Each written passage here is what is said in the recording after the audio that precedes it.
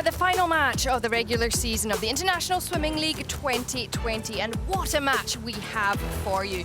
We've saved the best for last, an intriguing and possibly tactical battle ahead of us.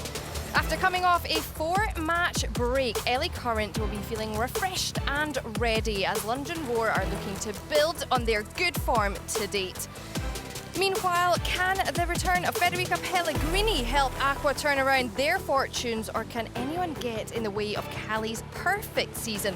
Their undefeated record has them sitting on top of the season standings on the eve of the semi-finals. Hello and welcome back to ISL 2020. This is, of course, another double-header day. I'm Jenny Drummond alongside five-time Olympian Mark Foster. Mark, Cali Condors are the only team to be unbeaten so far. Can London get their revenge on them today? They'll hopefully push them close. The interesting thing is going to be, obviously, Lily King and Caleb Dressel from the Cali Condors are in, and they're in a lot of events, and they're number 1 and 2 on the MVP standings.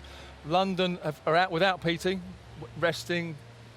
You know, the final and semi-finals. He's done a lot of races recently. Siobhan O'Connor's out sick, so a few of their key players are out. So it'll be interesting who comes in to fill those spots, and are they going to challenge the Cali Condors? Absolutely. Well, you mentioned Lily King there, and she really is such a star for the Cali Condors because her ISL record over the last 2 years is completely undefeated. She's won every single race she has swum. She truly is queen of the breaststroke. She is queen of breaststroke, and the only person that can push her and has pushed her close so far this season is Aaliyah Atkinson, the world record holder over 50 metres breaststroke. Here they are. This is the end of the skins. Aaliyah there, a little bit tired on the right-hand side, but she's the one. She's the world record holder of 50 breaststroke. She could push her. Well, someone who's in fine form for the London Roar is Kira Toussaint. In match 8, she won 50-metre backstroke, beating Olivia Smoliga, who's the top ranked in this event in the ISL. And Toussaint looking for a 3rd win this season in this event. Toussaint is swimming incredibly well, and Smoliga, between the two of them, is only 1/100th of a second, and they're only about 0.1 of a second off the world record. So potentially could be a world record tonight.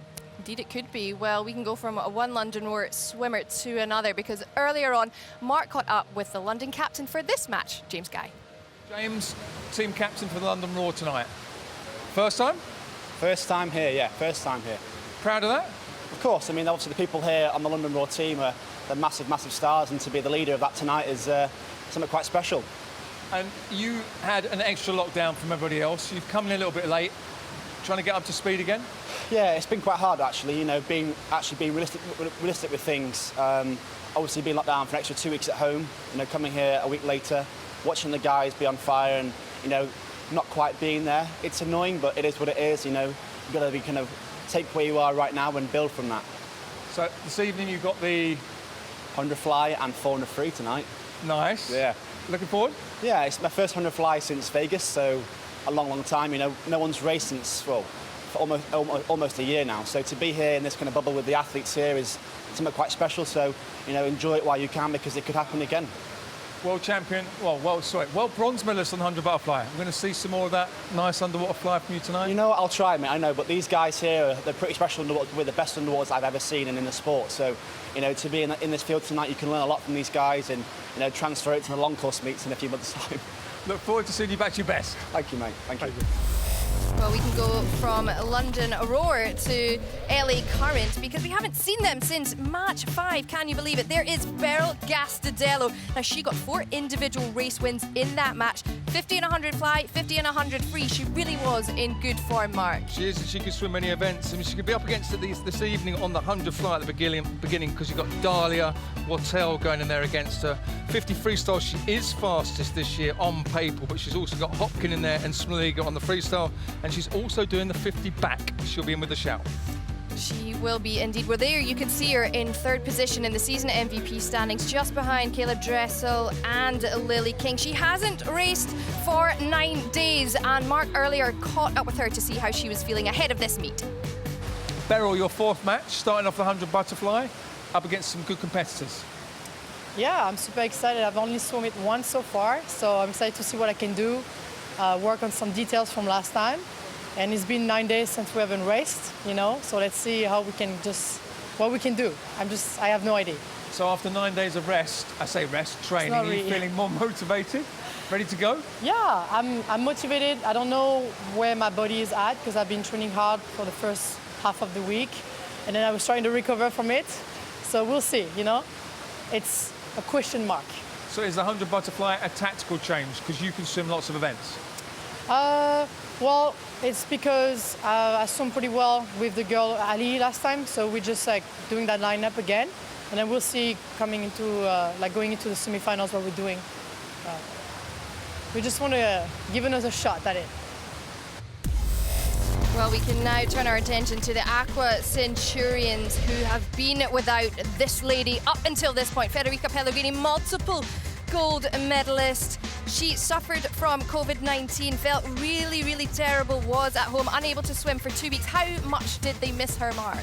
They've missed her immensely, not just in the water. You know, she's one of the world's greatest ever 200 freestylers, but more to do with the fact that she's the face of the Aqua Centurions, and she's the team captain of the Aqua Centurions. So they've missed her. It's nice she's here. Is it a bit too late? I don't know, but hopefully it's lovely to see her back in the water and interesting to see what she can do on 200 metres backstroke. Yeah, it's absolutely great to see her fit and healthy and back in the pool. Looking forward to seeing her swim. Well, here is the schedule for day one. A few races to look out for. Certainly getting off to the start, 100-metre fly. Dressel v Shields once again. Shields getting the win in match one. The 200-metre backstroke for the men's side of things, particularly Kvecki and Murphy. Then the 200-metre and 50-metre breaststroke on the women's side of things. Lily King facing Alia Atkinson once again. Men's 200-metre IM shaping up nicely with 3 of the 4 top ISL weighted swimmers facing off. And of course the men's 50 back, we've got Guido and Diener from London, we've got Murphy for LA and Stewart and Ress for Cali. What an incredible lineup we have for you this evening.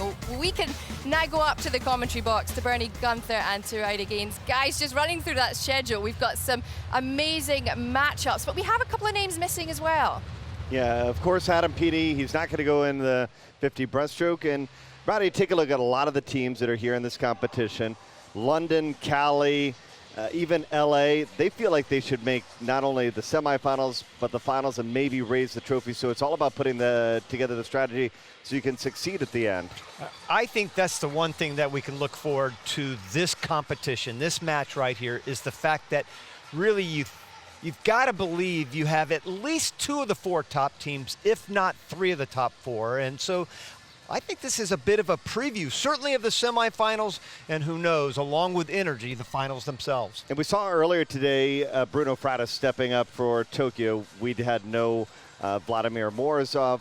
We had no Manadou. That's right. And then he steps up and he gets the win. So we could have a surprise winner or 2 today. That's a great point, Bernie. Here's Bruno Fratis, who might just become that second sprinter there for Tokyo. So you never know the situation. So when you see some of these swimmers that you haven't probably seen in a while, you might just see them again in the semis and even in the finals. We'll see who steps up and find out if the Cali Condors can get their 4th win of ISL 2020. Jenny?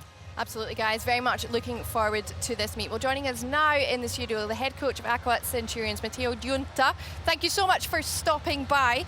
Looking into this meet, it's a pretty tough one, and Aqua Centurions haven't had an easy ISL 2020, have they? No, we had a difficult. It was very difficult for us because we have some defection before to come here, just 2 weeks before the beginning of the match, the first match. We found some replacement, but they had not enough time to get prepared. And honestly, we have from men's side a very good team. I think they could be the top 4. We missing something from female side, from women. And the last one I think is the tough, is the hardest, because from my point of view, we got the 3 best team in the league. Beside, of course, Energy Standard. But if we have a few chances to go the 2nd place, I don't know, honestly. I can maybe tell you in the end of this first session. Well, you've got Federica Pellegrini back in your side. What does it mean to have her here? Because she's had a very tough time personally. Yeah, of course, we are missing her a lot, the first few matches. with this situation, all around the world with COVID, she tested positive. She had not the chance to get prepared, to get in the water for more than 20 days. But I'm happy that she's here. She's giving this message that we can like restart, we can begin.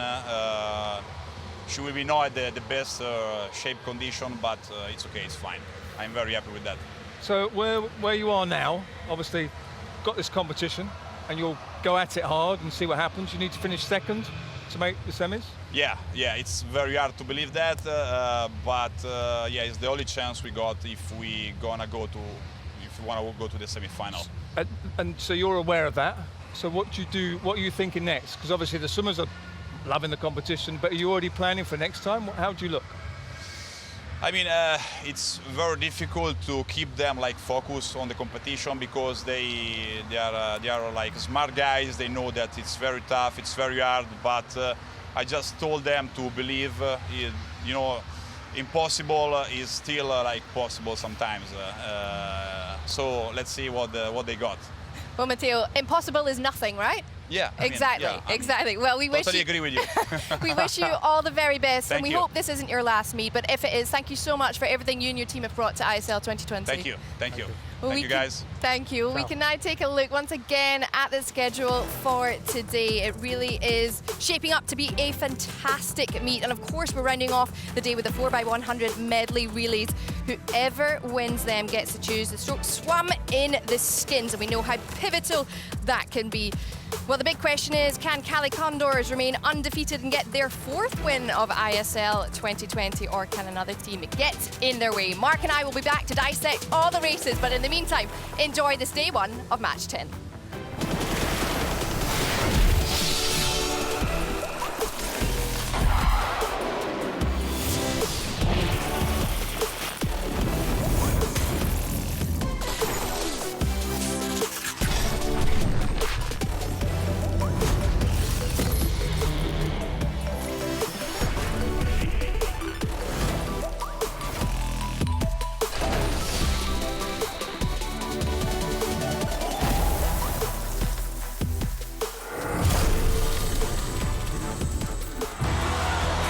The Cali Condors have swept through 2020, winning every match so far, thanks to performances like this. King is still unbeaten, 30 for 30. Oh, bye-bye. Tonight, that perfect record will be put to the test on the eve of the semifinals. Here comes Petey. And Petey's got him at the end. Jackpot London. He's going to win the 200 backstroke for the 5th time in his career. Ryan Murphy, jackpot master. Will the return of a legend spark something special for the Aqua Centurions? Let's find out. This is ISL 2020.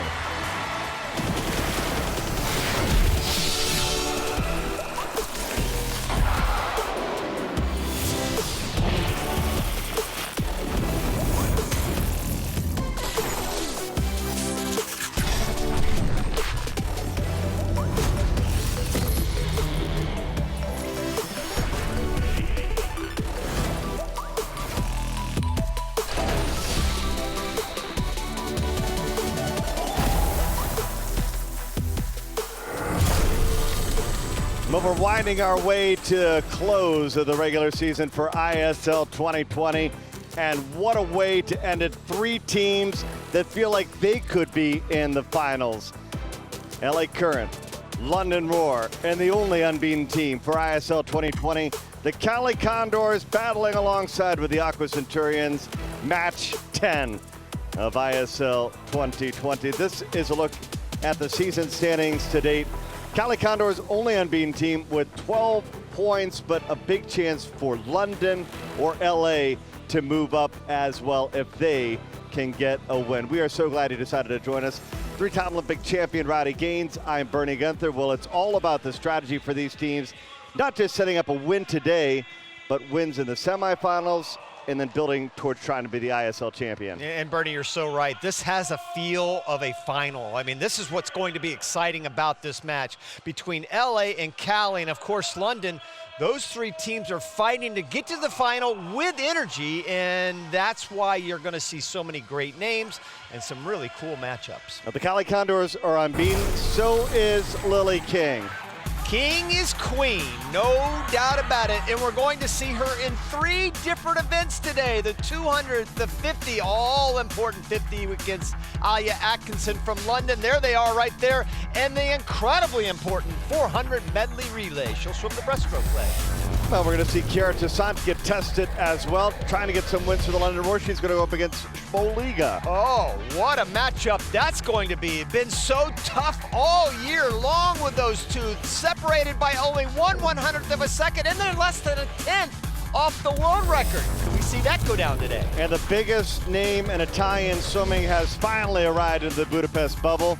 Federica Pellegrini swimming today for the Aqua Centurions. Oh gosh, it may be too late for her to make a difference for them to get to the semifinals, but what an inspiration for the team and every single swimmer on the deck. Yeah, Pellegrini, we're going to see her swim the 200 backstroke today, so that's a event that we don't always get an opportunity to see, and we get things kicked off with a 100 butterfly, and it's a field that is packed. From Kelsey Dahlia, that's won 4 events. Marie Waddle has 1 event, and Beryl Gastadello just recently got this one added to her event lineup. She's coming off a win in match number 5, but it's likely Dahlia who you're going to look out for. 3rd in match 1, 2nd in match 2, and she's coming off her first win of the season in match number 8. And she's gotten better each time. That's what's important. Try to find some way to get that improvement. Her neck was really out of joint the other day, and she said it was really hurting, but she surprised herself by going 56-1. She can dip under 56 today. She'll be set and ready for the semis, and there she is. Well, Dahlia is the current ISL record holder. Her record of 55-35 tied earlier today by Sjöström, and she's going to go up against Gastadello right here.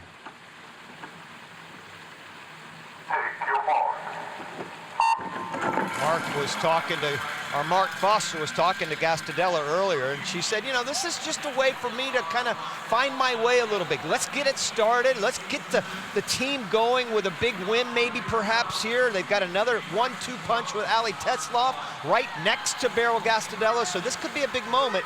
But there is Kelsey Dahlia. And don't forget at Waddle. I mean, we talk about all these other swimmers, and Waddle has also won with a 56-4. All right, Gastadello leading by about 2/10. And again, this is kind of a match that goes on runs. Early on, Cali Condors have a chance to rack up some big points, or will it be LA or London may snatch away those opportunities? Well, Gastadello was 26-2 when she went 55-9 a couple years ago. She's faster than that, boy. She's hurting right now. And there goes Dahlia. Dahlia trying to get her 2nd win of the season, and no! Gastadello got her at the end. She gets the jackpot. Beryl Gastadello getting the win. Oh, wow. The last stroke, literally the last stroke. What happened to Beryl Gastadello the last 3 strokes? And she's pointing up, she's going, Tetzlaff, yeah, a little bit. You're right, a little bit. 1/100th of a second. Not much at the end. There is no doubt in my mind. That's why the naked eye is so deceiving in so many ways. I thought for sure that at this point, going into that turn, I just didn't see it coming home. And look at the right. See the blue cap? Tell me you don't think Kelsey Dahlia is going to win that race. But she was long on the finish. And she goes, wait, look how close that was. It was, but you got it. I think that Gastadello has found a home in the 100 butterfly. 5-time Olympian Mark Foster down on the deck with Beryl Gastadello, who's won the 100 fly for the 2nd time. Beryl, good job. That was an awesome race. 100th of a second. I'm happy. What matters is the win. The time is okay. I definitely need to rest a little bit. It's a great start for the current. 1-3. Yeah, I'm super excited. I love swimming next to Ali. The team just bring me like fire, so I'm super excited. Good job. Look forward to next So hi to couple of everyone, races. bye! How much fun is Beryl Gastidello having here in the ISL? I'd be having a lot of fun too if I was winning all these events and making a lot of money at the same time and doing great for your team. There he is, Caleb Dressel, 4 wins in this event. This is a big time matchup here, folks, with Dressel in 5 and Tom Shields down in lane number 1. Tom Shields, 5 wins in his 7 races. He was second, though, to Dressel last year in College Park. He did win and beat Caleb Dressel in match number 1. Yeah, and he's won 2. Dressel's won 2 this season. Chad Leclos won 3. So if one of these swimmers can get this victory, it's no guarantee. You've got some great swimmers here, but if one of them wins, then we'll match Leclos for 3 wins apiece.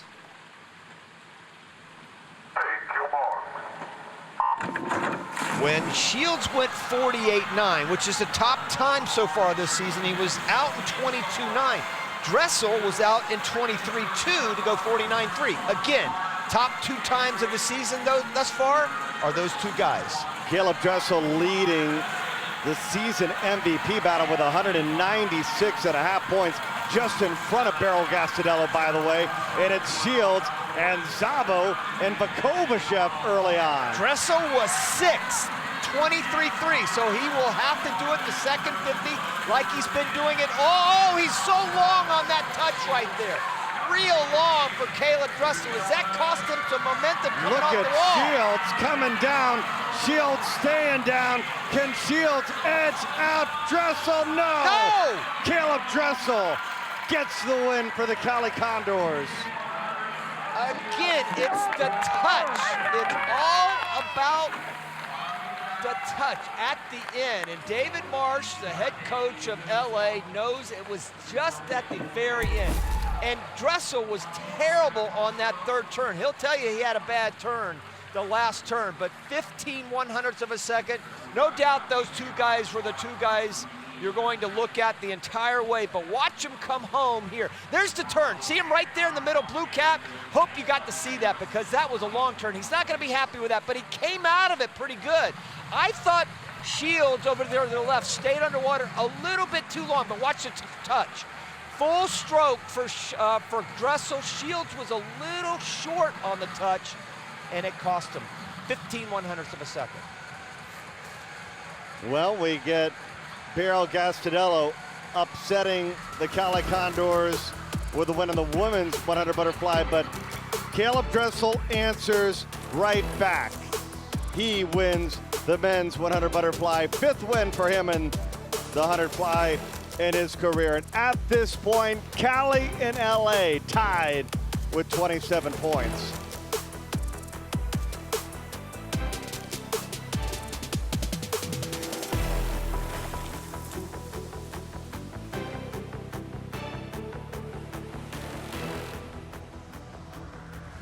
Well, there is Federica Pellegrini of the Aqua Centurions. She will shortly be making her ISL 2020 debut. Only now has she been able to race because she tested positive for COVID-19 prior to the beginning of this ISL season. But we're so delighted to have her back fit and healthy. Yesterday, we got her thoughts during practice ahead of tonight's meet.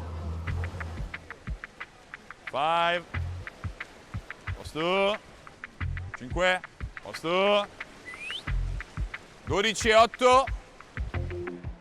When we are talking about Federica Pellegrini, of course, she's one of the stars of our team. She's our captain. We are missing her a lot. So 25 freestyle strong, plus 50 back 4 times. She was that kind of athlete that can make the differences between like get cut from the semi-final and be in the semi-final. Però la mia voglia di venire qui era tanta, quindi appena ho avuto la negatività e ho fatto tutte le visite che attestavano la mia idoneità sportiva, non ci ho pensato un secondo, sono partita. Quello che vorresti fare domani, poi she's showing everybody to push yourself, your limit, and try to do the best you can for your team. Sono anche molto curiosa di vedere cosa succederà domani, però già per me è molto importante essere qui. Take your marks. Up.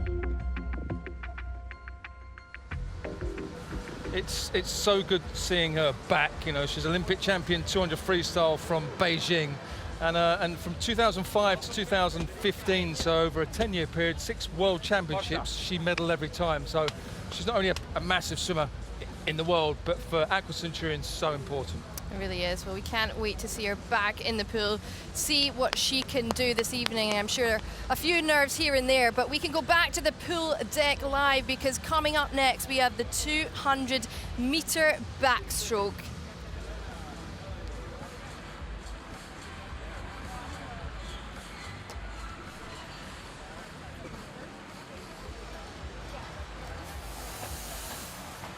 There she is, Federica Pellegrini, about to make her ISL 2020 debut, and she will make it, Rowdy, in the 200 backstroke. I think it's a smart event to put her in. You know, no pressure. You certainly don't want to throw her in the 100 free. The 200 free is tomorrow, or the 400 or the 50. 200 back is an event that she's had some success in, but not enough to where there's a lot of pressure on her. Being out of the water 2 weeks is a long time, man. And especially coming down with a sickness like that. And so no pressure. It's just good to have her back on the deck. Beata Nelson opened a fly to her 3rd win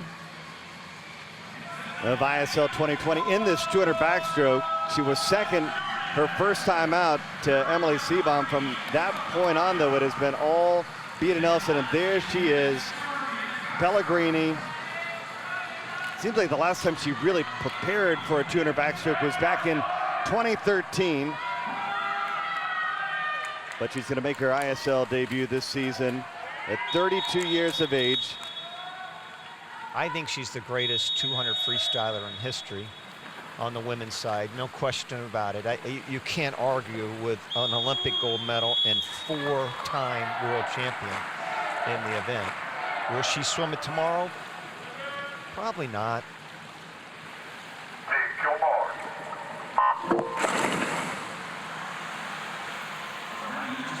Beata Nelson, as you said, Bernie, has won this event twice, was much quicker on match 4 than she was in match 8 when she won, and about a second slower in match 8. So if you break or split down from her first match, and that's where you want to try to get at some point, you want to kind of build to that time at least to say, yeah, let's get the points for the team first and foremost, but after that, let's try to get to the time I put up this season thus far. That's 2:01.3. And she was out in 59.4 when she did that. Yeah, she was the collegiate record holder back at Wisconsin in the 200 backstroke, the only woman to break 50 seconds short course yards ever, and she did so 5 or so times. And they put her in the 100 IM. She had success winning the event in the last match, and she's earned now an appearance in the 200 IM today. Later, we'll see how that goes for Beata Nelson. Looks pretty good for her halfway, though. Yep. Her and Flicken are 1-2. Yep, same exact split as she was before, 59.5, about a 10th slower, so very smooth going out. You could tell that she's very much in control of this race, and that's what you want to do. Just control the tempo, control the pace, have that body link lead, have your teammate kind of hang right there on my hip, have a chance to go 1-2, and that's what it looks like Callie's going to end up doing here, unless somebody makes a wild finish here the last 50. And that's the key, Rowdy, right? You got to go on offense on the events that you can really score points on, and then try to move up and defend your turf on the events that you're not as strong at. And early on day number 1 certainly favors the Cali Condors. We saw how much day 2 favors them when they went up against London just a couple days ago, and they really soared to the victory on day 2. But how about Beata Nelson? She's going to lead the way. Jackpot time, by the way, 4.8 seconds. This could be a jackpot. 1-2. Beata Nelson, her 3rd win in the backstroke. And she will get a small jackpot, but again, with that 1-2 finish, Cali Condors now lead with 44 points. I'll take that jackpot anytime. 17 big points. That's pretty nice in one race. 17 points, and you get to go 1-2. Again, the time not quite where she probably would want to be. I don't think you're going to see a lot of great times here in this next to last semifinal, or next to last meet until the semifinal. I think everybody's pointing to next week. I think the clock is going to be something you're going to look at in a big way. But what's important here? 17 points for Callie, and now they take control. Beata Nelson getting it done in the 200 backstroke. And what was once tied, now a little lead. Back down to Mark, who's with the winner. Beata, great swim. Thank you. Please, obviously a 1-2 for Callie. Obviously, I mean, we're getting close to the semifinals and finals. We're just out here trying to get as many points as we can, prepping for them, what's important in front of us. So happy with the swim, happy I could get the win. So more to come from you in the semis and the final. Yeah, you'll have to wait and see, but we're gonna come out swinging, so. Awesome, thanks. Good job. Beata Nelson winning the 200 backstroke, and I think that this is a interesting event because if you'd ask Callie, London, and LA, they would tell you, all three, that this is a pretty strong event for them. Oh yeah, definitely. And this one's a fun one because you've got the two California teams going against each other in a big way, and the first and second ranked 200 backstrokers thus far this season, and the 6th and 7th fastest swimmers of all time in this event. So this one's going to be fun to watch between these two huge veterans. Yeah, Brian Murphy down in lane number 1. He has the most wins in his ISL career in this event with 5. He's on the left side of the screen. You see his ISL rating of 7. Diener in 4 with a victory in match 2. And Bratislav Kvecki, 4 wins, and you would certainly say for Kvecki that this is his event. 3-time world short course champion in the 200 backstroke. Kvecki is a 200 backstroke specialist.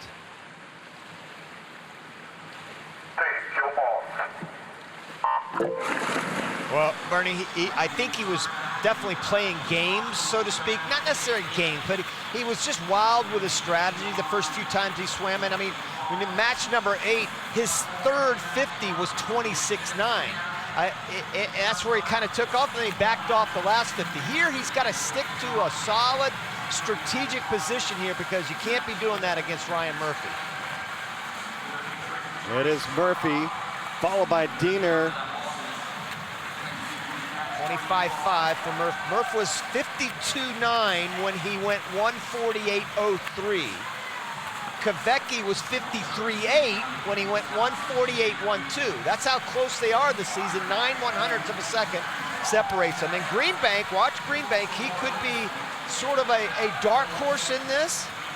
He went 149.9. He went his best time just a couple of weeks ago. And certainly Murphy's hoping that Timon Voss, who's just on the inside, can work his way into this one as well. Voss appears that he has a chance for a top 3 finish as well. Man, Murphy looks really good so far, but Bratislav Kvecki moving back in. Well, let's see this third 50 right here, okay? It was 53.3 Murphy was. Murphy there 27.9, Kvecki 27.1. 0.8 of a second faster. Now the last 50, Murphy came home at 27.4, and so did Kvecki. So Murphy still has a lot left in the tank, I believe, depending on the training. He's still in first, but not by much. Oh, back and forth they go. The battle between LA and Callie continues, and this win is gonna go to Murphy. He does it. Only though by about 0.2 ahead of Kvecki. And again, the difference we've seen in these close races is the touch. Murphy was perfect on the lunge to the finish. Kvecki was short. You have to watch the finish by Kvecki because it really cost him there. I mean, 19/100ths of a second is a pretty good amount, so even if he did finish on a full stroke, not sure would have mattered. Not sure he could have done anything different.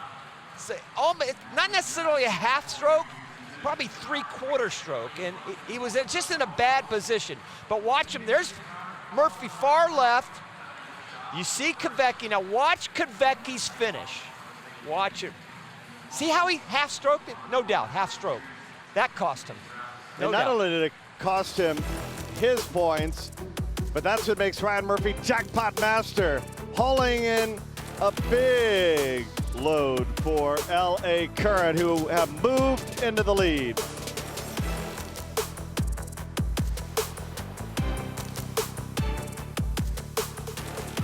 Well, we are midway through this first session, and what a battle it already is, certainly between LA Current and the Cali Condors. Mark, let's review the first two races of this meet. The 100-meter fly, certainly Beryl Gastadello getting off to a perfect start.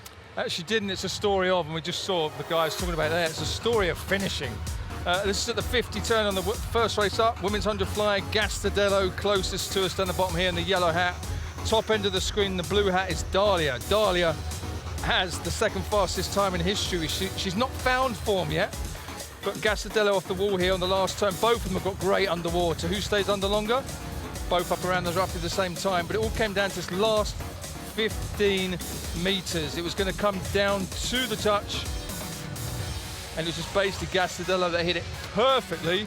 Dahlia's wasn't a bad finish, but 100th of a second there meant the difference between 3 jackpot points and none. Yeah, so a bit of a sway. Absolutely, only the second time Gastadello's raced that race this season and won both of them. She certainly is in fine form, but we can now take a look at the men's 100 fly, because Caleb Dressel was on point once again. We're running out of adjectives for this man, aren't we? Well, Tom Shields, again from LA Current, has been down on the left-hand side of the screen, the yellow hat.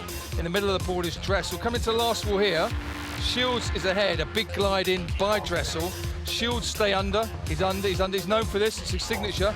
Probably a little bit too long there at the end. Dressel saves a little bit for this back 50 meters. He has got more speed, and boom, does he come through. Another tight finish, I think that was 0.15 of a second there, but 2 races that have come down to a touch. And when it's on butterfly and breaststroke in particular, because it's long strokes, you've got to make sure you measure those finishes. About 5 meters out, you look where the wall is to make sure it's a full stroke.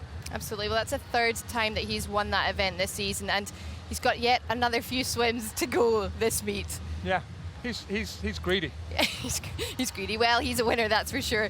Coming up next, we have the 200-meter breaststroke events. Let's go back to the pool deck live.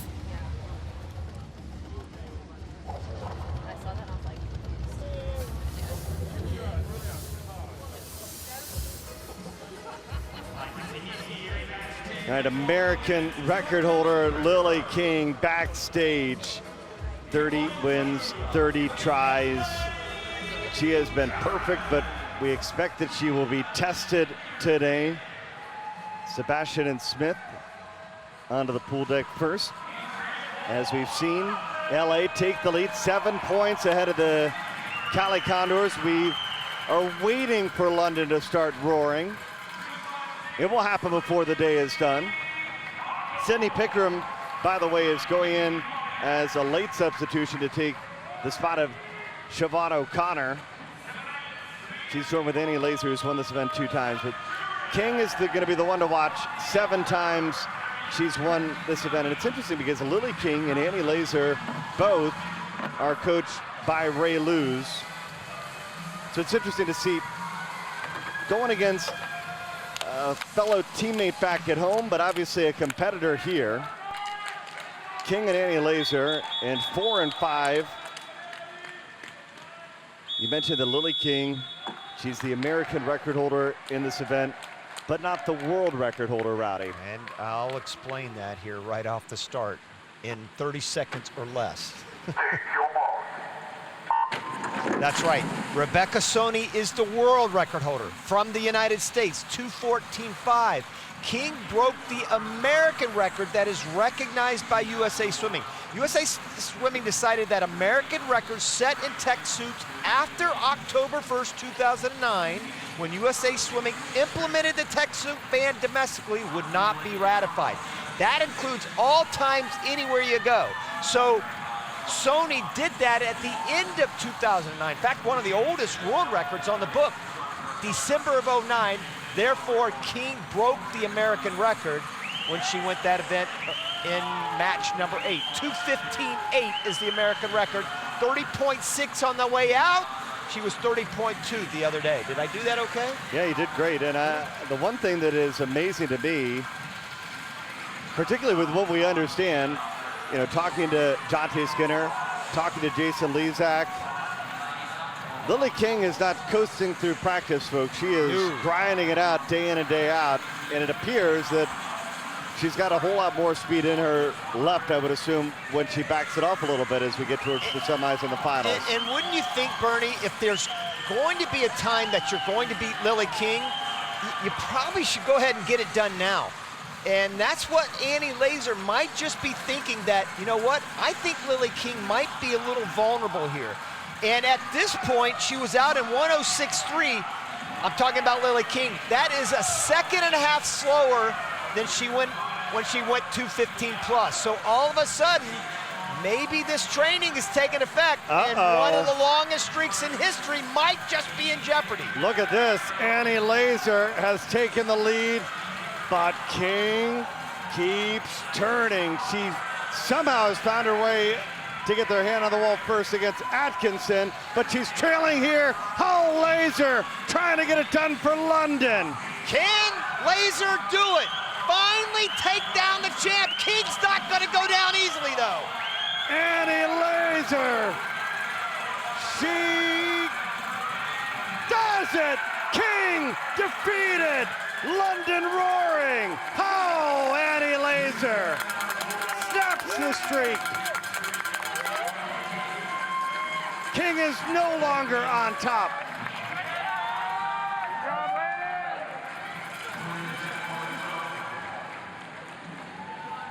What a streak it was, though. What an incredible streak it was for Lily King. And I can guarantee you, she is not going to go 2:17.1 in a week. That's not going to happen. What a swim by Annie Laser. Goes her lifetime best time to do this by almost a second. 2:17 flat. Her best before this, 2:17.8 this season in the ISL. And what a swim she had. Out in 107 flat, back in 110 flat. Here comes King, though. Never giving up on this race. Never giving up. Never giving up. And made it so interesting at the end. Just ran out of room, but give a lot of credit to Annie Laser. 14/100ths of a second, just enough to take down the queen. Big for London, because they outscore LA Current. Down to Mark, who's with Annie Laser, who snaps the streak. Annie, wow, how good does that feel? It feels really good. You know, I know this isn't our peak right now. I know we're only going up from here. And just to get a win today, it's really satisfying. I love competing for this team, so it feels really good. So you broke the Queen of Breaststrokes run, which is cool, but obviously you train together and race together an awful lot as well, so you know each other's races well. Yeah, yes, that's very true. I swim next to her every single day, so just like I know her race strategy, I know who she is as a competitor, and I know that she's only going to get better from here as well. She's an unbelievable competitor. She's one of the reasons why I'm the swimmer I am today, and I hope she feels the same way. Awesome, well, good job, well done. Thank you. Yeah, Annie Laser snaps the streak. 30 for 30. We'll see if that one can be She'll start a new one, maybe. I would think that would hold for a pretty long time. All right, here we go. Start list for the men's 200 breaststroke. Will Lacone down in lane number 2. Pagoda in 4. Ranked 2nd and 3rd in the ISL ratings in this event.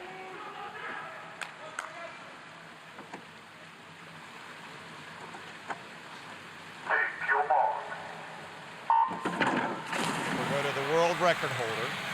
2:00.16. That world record almost went down by Marco Polk. And they will go at it against each other, perhaps in the semifinals, but they'll both get a shot at it next week. Pagoda has definitely not swum up to his ability that he did at least 2 years ago. His best time this season is only 2:03.7, so he's a full 3.5 seconds off that world record. And Martinez out on the outside. You expect Aqua Centurions to be very good at the 50 later. In fact, a year ago, Aqua won the 50 in every match they entered in. You know, the thing is, and Aqua won't make the semifinals, but they have a heck of a men's team. I mean, if you look at their men's team, it's close to being, if it was just men, they would be close to being a Final Four team. That's how good they are. They just don't have a strong women's team. There's no way to sugarcoat it. Their women are not very good. And even though Pellegrini has joined them, it's just not, it wouldn't have made a difference anyway. And here's where we thought the race would come, didn't we, Bernie? I mean, Prigoda and Lacone. Yeah, we talk about how this is a battle of trying to win the events that are in your wheelhouse. And right now, Will Lacone and Prigoda battling it out, flipping back and forth, and they turn only 5 100 separating one another, with Cords currently in 5th. Well, they're both about the same as they have been, going 2:03 high. So it really comes down to this last 50 and really who's got the most left after a hard week of training. You see Lacone right there, one of the most brilliant careers in history at Texas, so he's used to being in this situation. And Lacone looks pretty good trying to get LA, but they're still flipping back and forth. It's a matter of who touches first. It's Lacone and LA. They get the win. And how about the current? They go 1st and 3rd. Have we had some great races today? I have to go back and look, but almost every race we've had has literally hundredths of a second. This is the same, 9 100ths of a second. And they basically went stroke for stroke the entire way. Look at this, 59.9 at the 100 for Lacone, Prigoda 59.6. And then they were both 131.9 at the 150, Bernie. You said it, 5 100ths separated them. And then how about just inching it up a little bit to go to 9 100ths of a second at the end. Again, times not that impressive. Didn't think they would be, but boy, what a race it was. And don't look out, but LA in the lead here by 12 points over the Cali Condors. By the way, Nick Fink joined the squad. He moved up to 5th. Let's go down, back to the pool deck to Marcus with Will. Will, another tight finish. Put your hands on the wall first. Good job. Thank you. Just try to do that. So, could you see where he was in the middle, Prigoda? Could you see him? A little bit. I mean, I was turning that direction on the odd 25s, but I wasn't trying to peek too much, but I could kind of feel he was pretty close. Well, it's another good victory for the LA Current. Thank you. That's what we're trying to do. Good job. Well done. Thank you.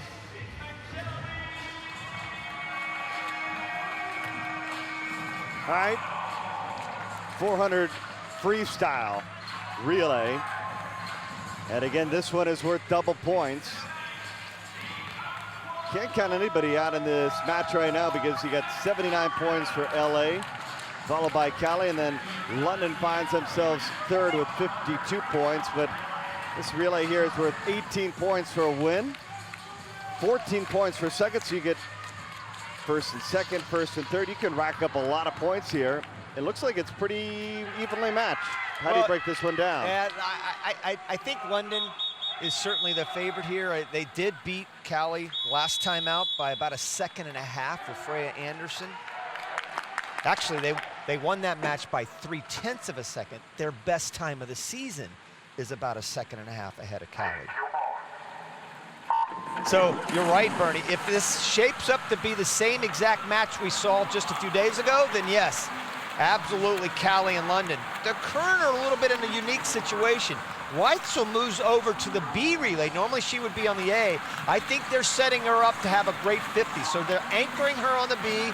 They're not going to really put a lot of pressure on her because they really want her to get ready for the 50 freestyle, which comes up in about 15 minutes. Yeah, pretty good start for Olivia Schmoley. And that again is the challenge, particularly on the women's side, is you have this relay and then there's not a whole lot of time to get ready for the 50 freestyle. We want to be competitive, and you're going to see Hopkins, Smoliga.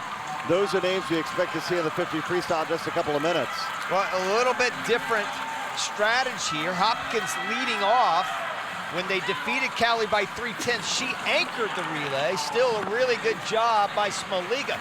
51.9 for Olivia Smoliga. I don't have it in front of me because I don't have 100 freestyles right here, but I think that's her best time. First time she's been under 52 this season, so that's a great lead off for Olivia Smoliga and Callie. Erica Brown in the pool. Freya Anderson swimming that second leg again. Maybe that's the strategy. Put Anderson up front so she can swim that relay and then get ready in just a couple of minutes for the 50 freestyle, because I would not call a 100 freestyle a warm-up for a 50. No, and you probably wouldn't want to put her second just because now she's got to do everything she can to stay there. She's not going to back off on this, and you can see what a great race this is right now between these three teams. I don't think LA's going to be there at the end, but certainly London and Callie are looking like they're having another classic duel. Well, Gorbanko has helped lead them into the lead at the moment, but there's still 175 meters to go, and Alyssa Marsh trying to hold on to that lead. Allison Schmidt swimming for the Cali Condors. Marie Waddle swimming for London. 51.6 for Gorbanko. That's what put them into the lead. Freya Anderson was only 51.7. I say only. She has been 51 flat. Erica Brown for Cali was 52 flat. There goes Cali. Allison Schmidt, the Olympic gold medalist. Boy, this is still pretty tight, Brady. Pretty tight, you're right. Now see, Weitzel is going for the B relay. If she had been on the A relay, yeah, maybe so, but now she's on the B. I think she's in cruise control, and it's going to come down between London and Cali now with Hines and Kamenova. Now, Kamenova went 53 flat on the relay last week. So she was in a different position. Hines was 52.3. That's where Freya Anderson's 51 flat went by her at the end. Now Kamenova, 2/10 is the lead. Hines, it looks like she is trying to stick with her. They turn even, 25 meters to go. Who wants it more? Great turn there by Hines. Hines comes out stroke for stroke. Natalie Hines trying to hold on to the lead. Will it be Cali or London? No, London! London does it, but only by 4/100ths of a second. What in the world are we seeing today?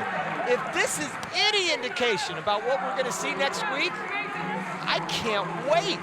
I mean, I'm not sure I've seen this many close races in a long, long time for any competition. And look at this. Every single stroke right there together. 4/100ths of a second again this time. What great races.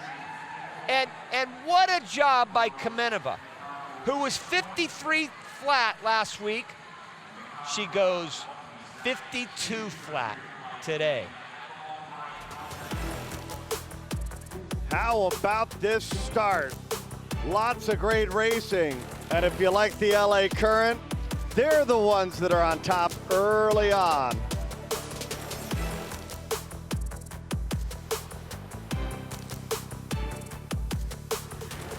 Well, what an incredible session one of day one of this match 10. I mean, Mark, we can't quite believe what we're seeing, the number of close finishes out there. Yeah, and it's the story of the day. You know, they're going all over the place. It's not just one team winning all the close finishes, but it just shows you those, I say, getting everything right. The last leg on that relay there with Kamenova from London Raw, 4/100ths of a second. If you look back, and we saw the replay, the last 6 strokes, she's looking at Hines next to her all the way down to the last 6 strokes, head down to the wall. Whereas, you know, when you're tired and exhausted, you don't think about those things and get them right necessarily all the time. But that was perfect. Was perfect indeed. And someone else who was perfect for the London Roar was Annie Laser, because it's breaking news. Lily King has been defeated in ISL. She was 30 from 30. And finally, Annie Laser, she beats the queen of breaststroke. She didn't do in their training partners. Different teams, training partners. Just she knows Lily King inside out more than any other swimmer in the pool. Lily King led it out on the first 50 at 30.6 to Laser's 31.7, 1.1 seconds over the first 50. This is where Laser made her move though. Lily King on this leg was 36.4 and Laser 35.1, 1.3 seconds quicker. Laser on the left-hand side there with the green hat, going into first place. Got ahead. Interestingly enough, King, who is the sprint specialist, she's got more speed. She starts coming back. This still wasn't done going into this last wall. A little bit of a stretch there by Laser, but she had enough lead. King couldn't get back to her. We've heard from people, and even Laser herself, saying, you know, King will be back. They're both training hard at the moment, so looking forward to seeing them race in the semis and the finals. King trying to up a tempo here towards the end.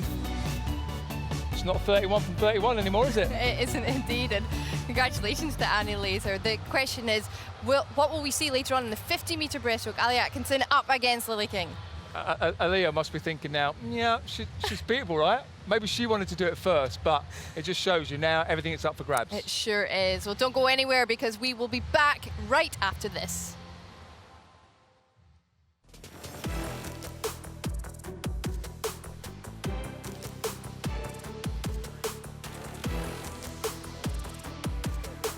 All right, tomorrow it begins with the finale for match 9. Can Energy Standard pick up their 3rd win? 10 o'clock local, 4 a.m. Eastern. Grab your coffee and join us here in Budapest. And it's a doubleheader concluding with this match as well, which is really, really good so far, with LA on top with 99 points.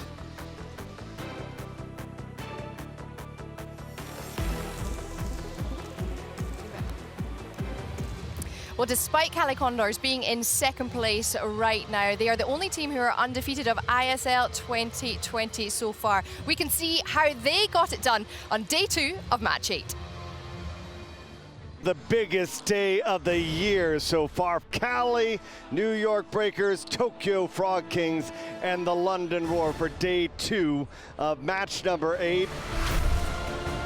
Will London take the first of day 2? Indeed they will. Anderson. Oh, it is all about Caleb Dressel. Cali Condors 1-2. He took care of business. Tusata's going to join that party as she gets the win for London. And here we go now with the men's 100 backstroke. Aurier, he's coming. Aurier coming home, and he's gonna do it. Tokyo, they take down the field. Cali Condors, they're going to go 1-2. Beta Nelson gets the win. Who takes charge right off the bat? It's Caleb Dressel. All the man does is win. The queen of breaststroke, Lily King, going up against Ali Atkinson, who's the world record holder. Atkinson, can London get the win? Oh, wow! She holds on! King still unbeaten. King and Atkinson, part 3. King is still unbeaten, 30 for 30, wins the skins. Oh, bye-bye. Petey Kosecki down to the wire. Petey trying to hold on, and Petey's the skins winner. All right, the Cali Condors take match 8.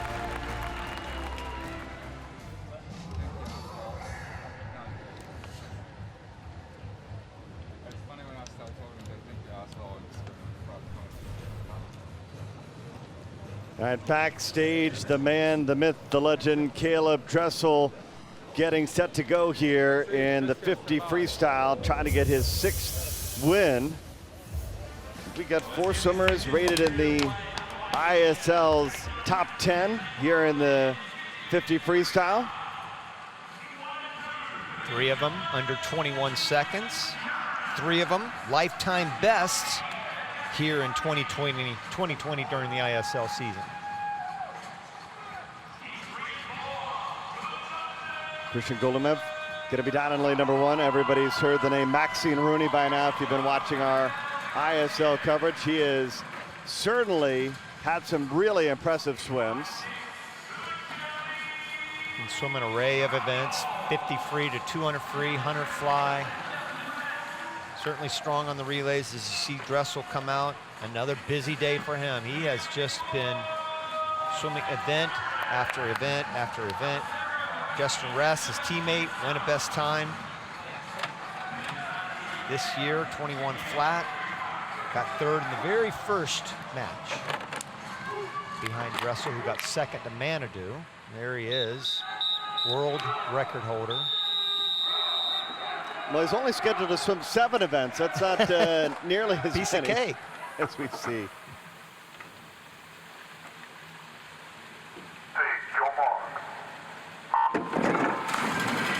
Didn't seem that Dressel was settled on the blocks quite right, but boy, a great reaction time, 0.61. But Szabo looks really good on the top in lane number 8. We'll see Szabo go for the world record tomorrow in the fly, but out of the turn, it looks like Dressel, and it is going to be Dressel. He wins it for the 6th time, and oh, what a jackpot! Coming the way to Caleb Dressel, racking in the points, 19 points for the jackpot win. 20.52. That is now the fastest time of the season. You don't think that maybe he had that in the back of his mind? Probably not, but I wouldn't bet against it. The fastest time of the season, 20.55, by his old nemesis, Flo Manadou. And he said, you know what? I want to be the fastest going in the semi. Yes, sir. 2 for 2 today. Not a bad start for the best swimmer in the world. Man, oh man.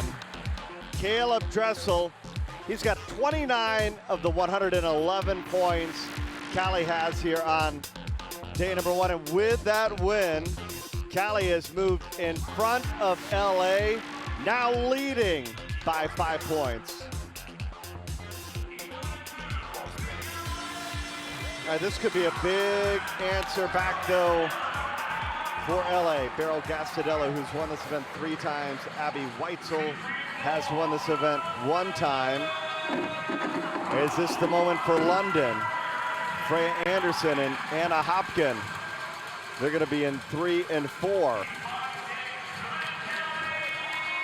Well, Weitzel was 52.8 on a relay. It wasn't easy, but it certainly wasn't an all-out swim considering she's been 51 low. So that was 15 minutes ago. And there's Smoliga right there, who also just got through swimming the relay. Gastadello swam about 50 minutes ago, maybe 45 minutes ago. See her right there in lane number 1. Freya Anderson was on the relay. Hopkin was on the relay.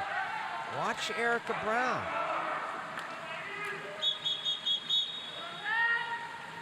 Gastadello has won this event twice.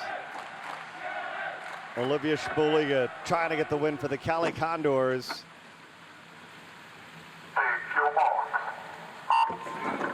Erica Brown also swam on the relay, so there's not a lot of fresh legs here.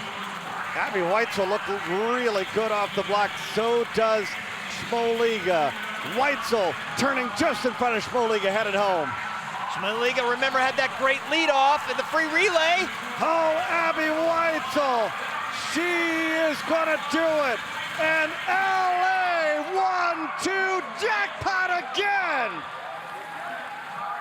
Oh, look at the smile for Abby Weitzel as she hauls in 15 more. What LA in the lead. What a swim by Abby Weitzel. And that is a new American record. Oh, wow. Fastest time in history by an American woman, and she destroyed her own American record of 23:79, 23:45. Unbelievable. What a great turn, what a great finish. Just a perfect race, and how about a little bit of 1-2-ish going on with Beryl Gastadella, the only two under 24. Guess a warm-up with 100 free any day of the week. American record for Weitzel. And the Current, they're back on top.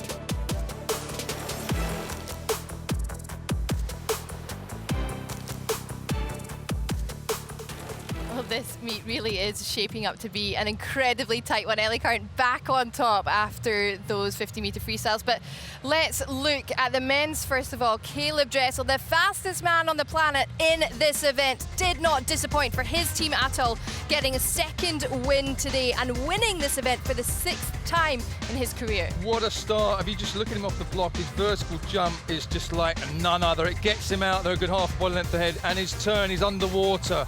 Sprint freestyle, there is no one better. Look at that, an easy victory and a lot of points stolen. The race will be when it's him and Florian Manadou. The two of them, there's only 300 a second between them. So the two fastest men on the planet, that might come in the semis or the final. Absolutely, very much looking forward to that. But what we did just see as well on the women's side of things was a fantastic 1-2 finish for Ellie Current, exactly what they needed. Abby Weitzel, an incredible swim from her, an American record, and then Beryl Gastadella backing up her win with 1-2. Yeah, as Bernie and Rowdy said, 0.3 off the American record. Down here at the end of the pool, clear water, clean water. Smoliga was in the middle, she's a class act. But in the end, they just had too much. Abby Weitzel looks so powerful down the last 15 meters there.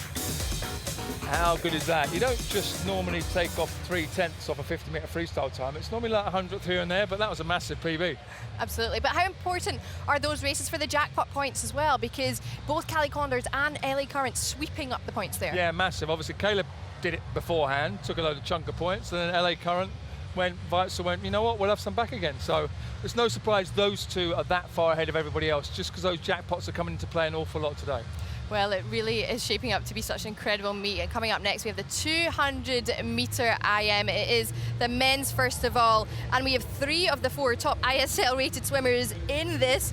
Vazayos for London, Heinz for Aqua Centurions, and Seliskar back in action for Ellie Current. Very much looking forward to seeing who is going to get this race. Let's go back to the pool deck live for more action.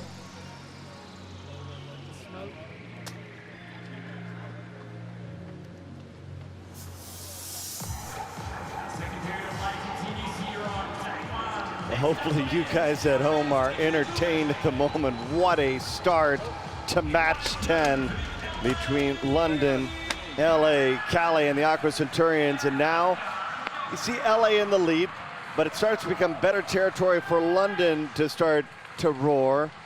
Andres Vazayos, he's won this event 4 times. Andrew Seliskar, he's going to come back in the pool deck, Rowdy. And LA lost the last time out, and one of the big reasons is they didn't have Seliskar. He wasn't healthy enough to be in the lineup. Yeah, he had a little illness, had nothing to do with COVID, just was under the weather, and now he's back. First time he has swum in about a month. I mean, it's been almost a month since he has swam, so it's good to see him back. This is shaping up to be a pretty good one here. First, third, and 5th ranked swimmers in the ISL this season. Number 2 swimmer, there he is, Philip Heinz. He's won this event 2 times. Seliskar, Vazayos, Philip Heinz. Who do you like here? I like Vazayos.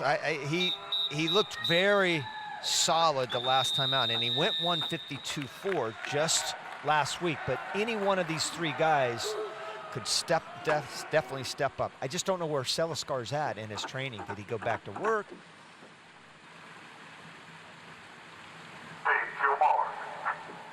I talked to Coach David Marsh earlier, and he said, hey, listen, he's fine. He's in great shape. He's 100%. But how much did that sickness take out of him? We'll find out right here. His first race in about a month. Well, LA's won the most events so far with 4 wins. Callie Condors 3 victories, and London trying to get their 3rd win here with Andres Vazayos in the middle in lane number 4, and Heinz out to the early lead, using the butterfly to his advantage. Heinz does have a weak backstroke, so he will come back to the field. His second half is just brilliant, though. His very solid breaststroke and a great freestyle. So watch the other guys, especially Seliskar and Heinz, perhaps Seliskar, come back on him, and that's exactly what Seliskar's doing. He was 27-9 on his back when he went 152.9 and 28-1 there. So that's a pretty good start for Selly. And those three guys we talked about right there together. And they're spaced apart pretty far. That yellow cap is Seliskar, then Vazayos, and over there with a white cap, that's Heinz. Yeah, it's probably difficult, particularly on the breaststroke leg, to have any idea where they are. Heinz is so good on the breaststroke, though. That's where he has destroyed everybody. Weak back, strong breast. He was 27-1, and now he's, 33-1. And right there, he's 32-8. So looking pretty solid. And Heinz has got the lead headed into the freestyle leg. Turning first, ahead of Vazayos and Seliskar. 9 points on the line for the win.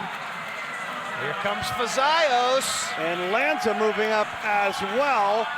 And Vazayos. Lanza! Oh, Lanza at the end. How he came charging. Where did he come from? This is just, have you seen a session that is wackier than what we're seeing right now? 9/100ths of a second separated the top three swimmers. Let's put this in perspective, shall we? The 50 freestyles were blowouts. Yep. Right? Yep. 7 of the other 8 races, all decided by 0.7 of a second. That is 7 races, Bernie. Unbelievable. 0.7 of a second. And this one was 9/100ths between 3 swimmers. Lanza, Heinz, and Vazayos. And Seliskar wasn't that far behind. He was only, well, he was a lifetime away, 0.2. I mean, come on. Are you ready for the semifinals? Whoa, baby, let's go. Hey, that'll help out London. Yeah, that'll help their cause out tremendously. 16 points added to the total for the London Roar. LA remains on top. 11 points out of the Cali Condors.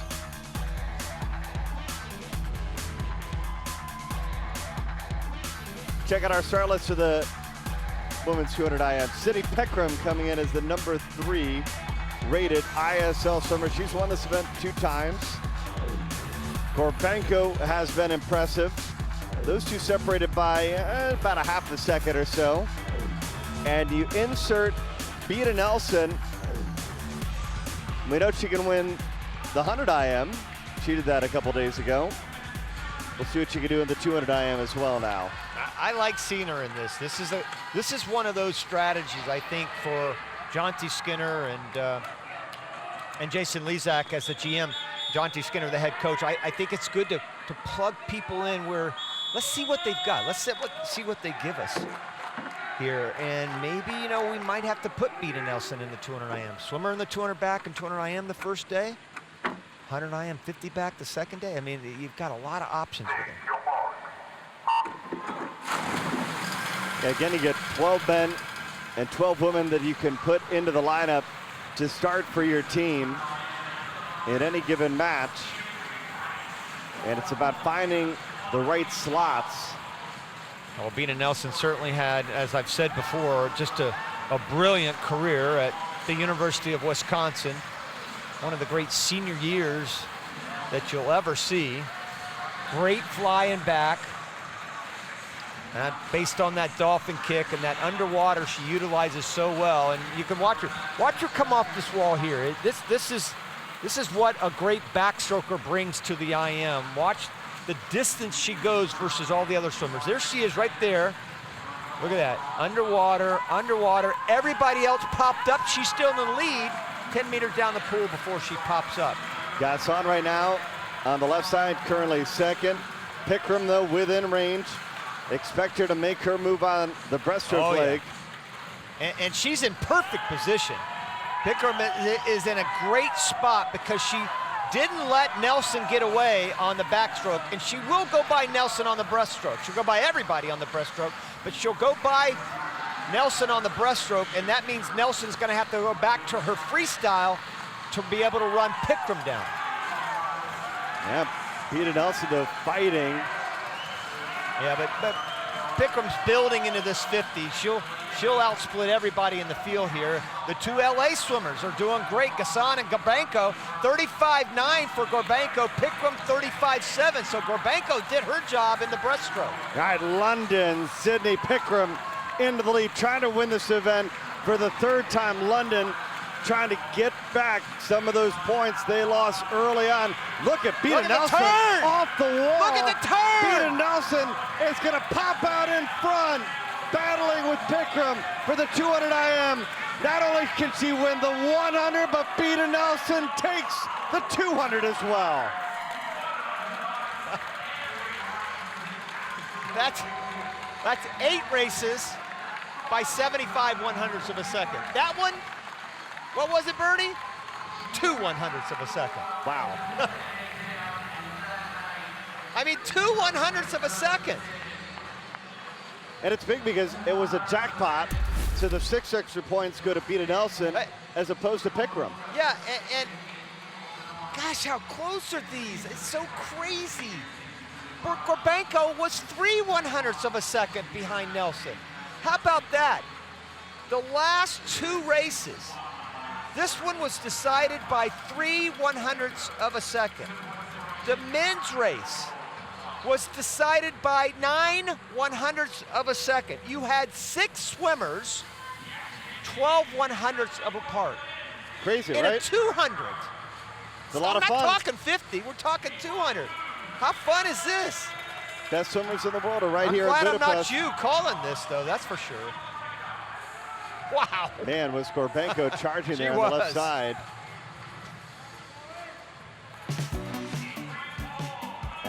Callie indeed using the jackpot to their advantage. And ever so slight is the lead for LA Current, up by 7 points. And remember, at day's end, the all-important medley relay to pick the skins, you'd think that LA would be the favorite to pick the skins, particularly in the relay on the men's side. And then you a got little bit of a toss-up on the women's side, yeah. Right? After what Weitzel just did, and Gastadella going 1-2, that's an obvious choice for LA if they can win the medley relay. All right, 50 breaststroke now. It's an event that really was dominated, we told you a year ago, by Aqua. Every event that they reached, every match that they competed in, they won, including Martineghi, who won in Indianapolis and in Naples. He's got 3 wins now because he won in match 3. Can he get a win for the Aqua Centurions here? Well, they certainly could use it, no question about it. Again, they will not be able to move on, but, you know, who knows? Martineghi has a chance. Now, he's 25.8, so he's pretty close to the world record, too. He's only 0.6 of a second, but not right now. Martineghi battling against Silva. He's in the yellow cap on the left side, and this is gonna go to Martineghi. First and third for Aqua. Boy, that was a blowout. 9 100ths of a second. No, check that, 19 100ths of a second. 19 100ths. That's just he just killed them all right there. Martineghi and Silva hanging in there, but Martineghi, what a job he did. We had 3 of the 10 fastest swimmers in history in this race, so really good job, though, for Martineghi. Only swimmer to break 26, and he's just off his best time of the season and his lifetime best. 25.87 is his lifetime best. He's 25.89, but big points there for Aqua. It is the first win of match 10 for the Aqua Centurions. Calling in 21 points. LA's lead, 10 points, headed toward King, Atkinson, part due. And they're going to be right next to one another out of here. Atkinson in 4, Lily King in 5, Molly Hannes in lane number 6. And there's Annie Laser, who ended the streak. Atkinson said, let's make it 2 for 2. Yeah, it's not going to be Laser that will beat Lily King this time. If it will be someone, it will either be her teammate, Molly Hannes, or it will be Atkinson on either side of Lily King. And I have a feeling, I haven't talked to Lily about it, but I have a feeling she probably takes any loss real personal. Right. I've not seen her lose too many back-to-back races. In fact, I'm not sure I've ever seen her lose a back-to-back race. Even in a situation like this, could Alia Atkinson do it? Absolutely, no question about it. She's the world record holder, for crying out loud.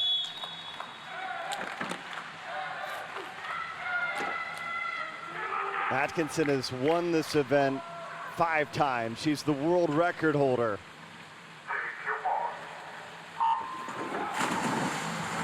Good start across the board. Wow, the slowest was Sebastian at .68, so a lot of swimmers off to a quick start. Including Hannes, who gave King a run for her money the last time as well in the 100 breaststroke, but nice pullout for Alia Atkinson. Hannes and King back and forth. Hannes is going for it, and the streak is over in the 50 as well. Molly Hannes gets the win, but for the team, the Condors soaring to a 1-2 finish.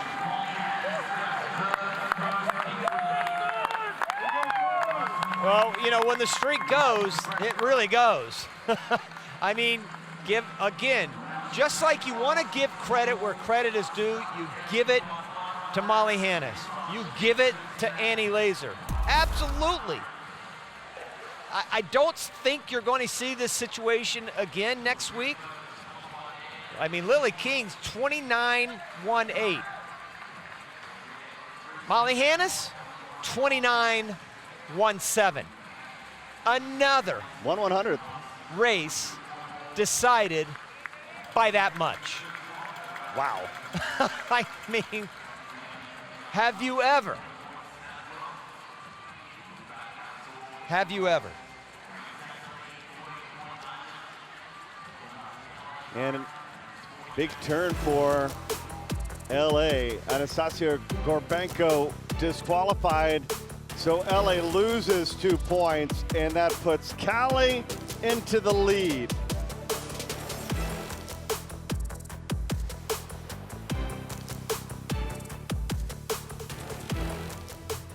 Well, this match 10, day 1, of course, just keeps giving and giving in terms of the action, Mark, because in that 50-meter breaststroke, Lily King defeated once again. What a swim for Molly Hannes.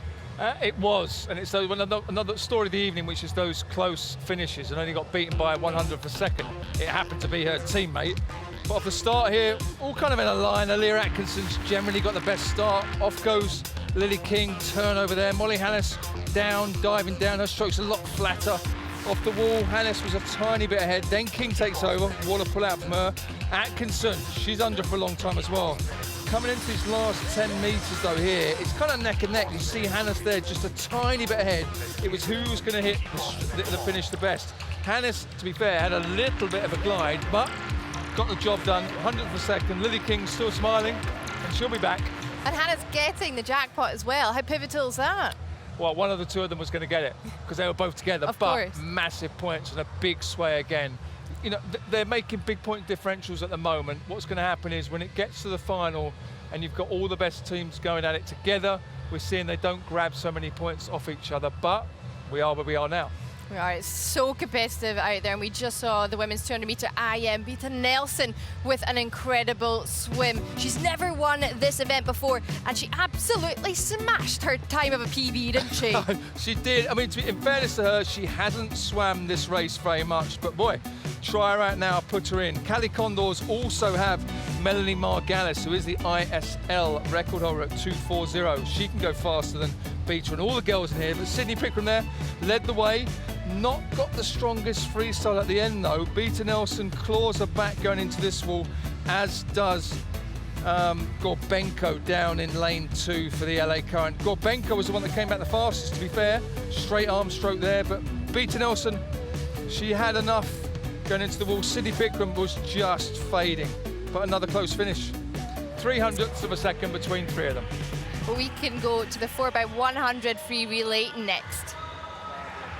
Just for the training, all out on the first 100, which is not my favorite one.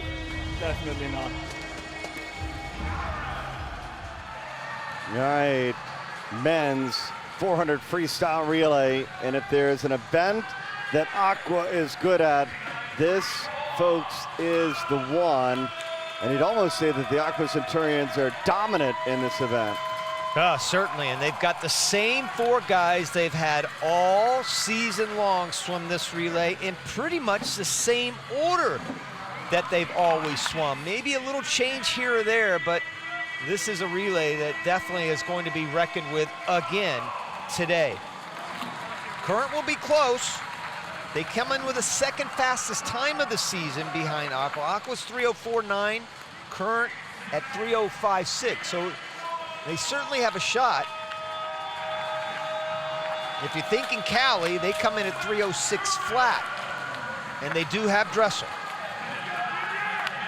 and they will be good. Why not? The man swims everything, doesn't he? Sure seems like it, doesn't it? Yeah, this is going to be a relay that even London's not technically out of it. They're the weakest of all, but their best time this season is about 2 seconds behind Aqua. So this is going to be a lot tighter.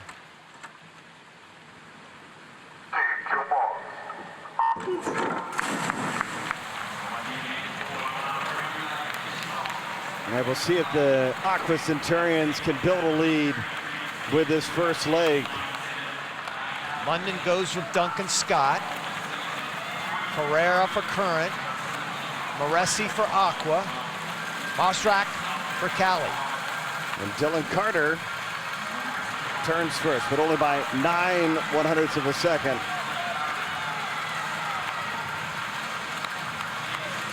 Dylan Carter for LA Current has been on their A relay. He slips down to the B relay.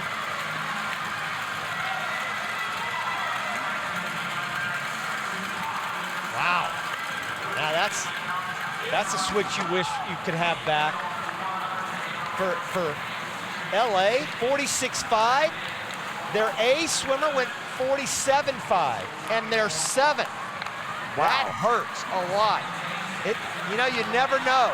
When you're putting these relays together, you just never know, and that hurts a lot. That's a hole that's tough to come out of if you're LA. If you are Aqua, you couldn't ask for anything better. They were 46.5 with Moresi. Now Spajari goes, and they've moved out into front. About to give the lead to Sebastian Szabo. Now, Shields was brilliant, bringing them from 7th to 3rd, but Aqua was still good enough to hang on. They were 46.2 there, so was Shields. Cali's not out of it. And they've got Dressel anchoring. Right now it's Haas. Golomev trying to get LA within striking distance, but Szabo and Aqua in command. This, folks, is their relay. Yeah, it really is. All year long, they have been so dominant on this relay. And you think, well, the greatest swimmer in the world might be able to chase him down? Yeah, maybe, but when you think about Chirghini, he's been 45.6 on a relay. So it's not like you've got your worst swimmer going last for Aqua.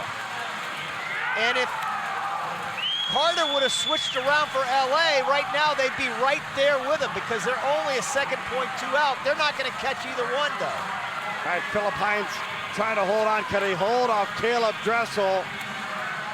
Looks pretty tight. Dressel's coming charging home. Dressel, this is going to go down to the touch as well, and it goes the way with the of Cali. Dressel.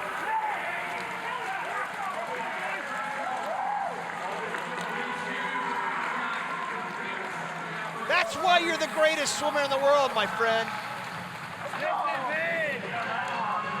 That's why you're the best.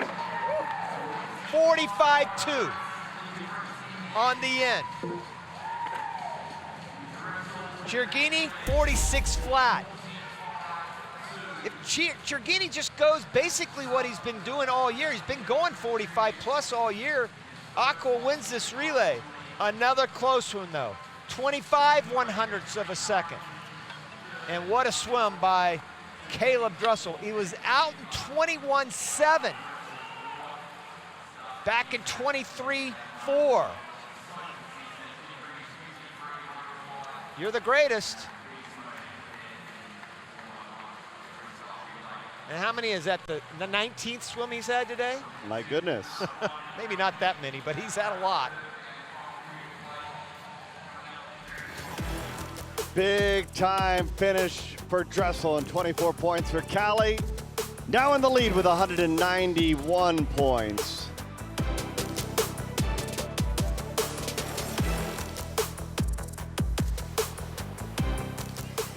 Well, welcome back to ISL 2022 sessions down on day 1 of match 10. And what an incredible 2 sessions we have had. Now, I want to get the thoughts and the pearls of wisdom of David Marsh, head coach of LA Current. It's been quite incredible. How's it been from the coaching perspective, watching all these races happen that have been so close? Well, it's amazing because, you know, coming into this meet, everybody's kind of sort of coming into it. We're coming off a block of training, and they're coming off of racing.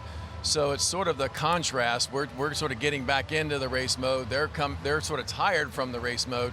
And I think that's part of why you're seeing these close races. I think everybody's either trying to extend themselves a little bit. We had Lena and Anastasia do big drops, but just tenths away from moving through. Early in the meet, we're winning races by hundreds of seconds. So it's going to go back and forth like that, but that's the nature of the ISL. You want that competitive head-to-head race. They are looking, a lot of times in swimming we're so programmed the time. But in the ISL, what matters is place. So if you're in a race and you're looking across the way and you think you're in pretty good shape, you may hold back just a little bit because you have future races. Or if you're behind, you're charging at the end and you're doing everything you can to get that person. And that's when things change in one lap, and that's the excitement of this event. There's been a lot of jackpots this evening. Well, I say a lot of them, a few of them, but you've been on the receiving end of some, yes, and the other end of the others, and it's those tiny little margins that make big differences. Yeah, we played with our women's relay, and sort of went with a lineup that we didn't feel like we would necessarily win, but knowing our 50 free ladies would be fresh, and that worked really well. We jackpotted there as well, so we earned more points than we would have had we gone with the A relay. So that scenario played out. So you take some risk, and we can't do anything about when you have people popping 50 breaststrokes, and you got Molly and Lily pushing each other already. Yeah. I mean, I don't want to be a breaststroker in that race. I know you don't either, Mark. No. You never wanted to be a breaststroker. But they don't go anywhere, because in just a second we'll be back to talk more LA Current and match 10.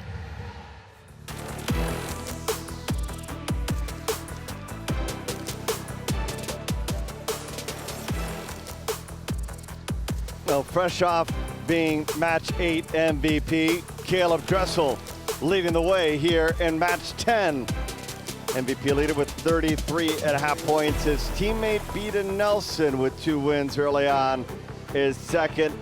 And it's the Condors early on in match 10 in the lead with 191 points.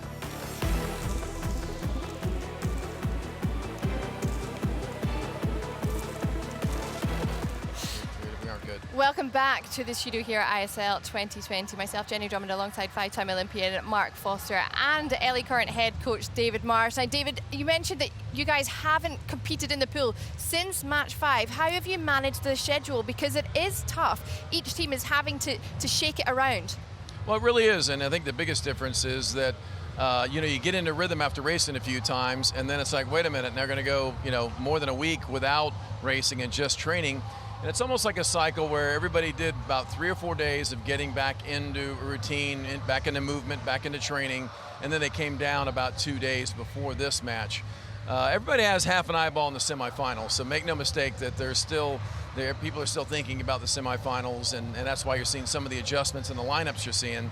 Our adjustments are more like we're trying some people in some different events. Nothing radical. Maxime Rooney tried the 50 freestyle, and we did some things like that to just give people shots and see if we can unearth some pearls.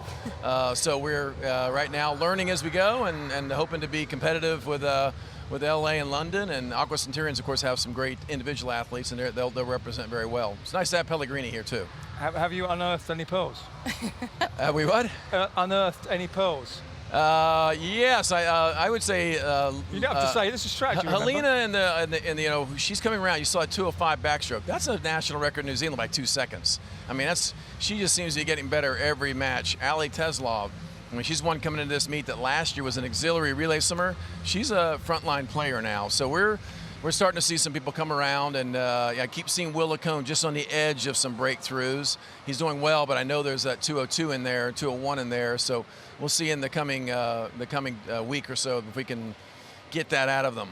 Absolutely. Well, David, thank you so much for stopping by at the studio. We wish you the best of luck and the rest of the meet today, because it's been such an incredibly exciting one so far. Yeah, we keep it going. Thank you. Well, we can head back to the pool deck live very shortly as Kira Toussaint of London Roar is waiting, ready to pounce on the 50-metre backstroke. Let's go back for session 3.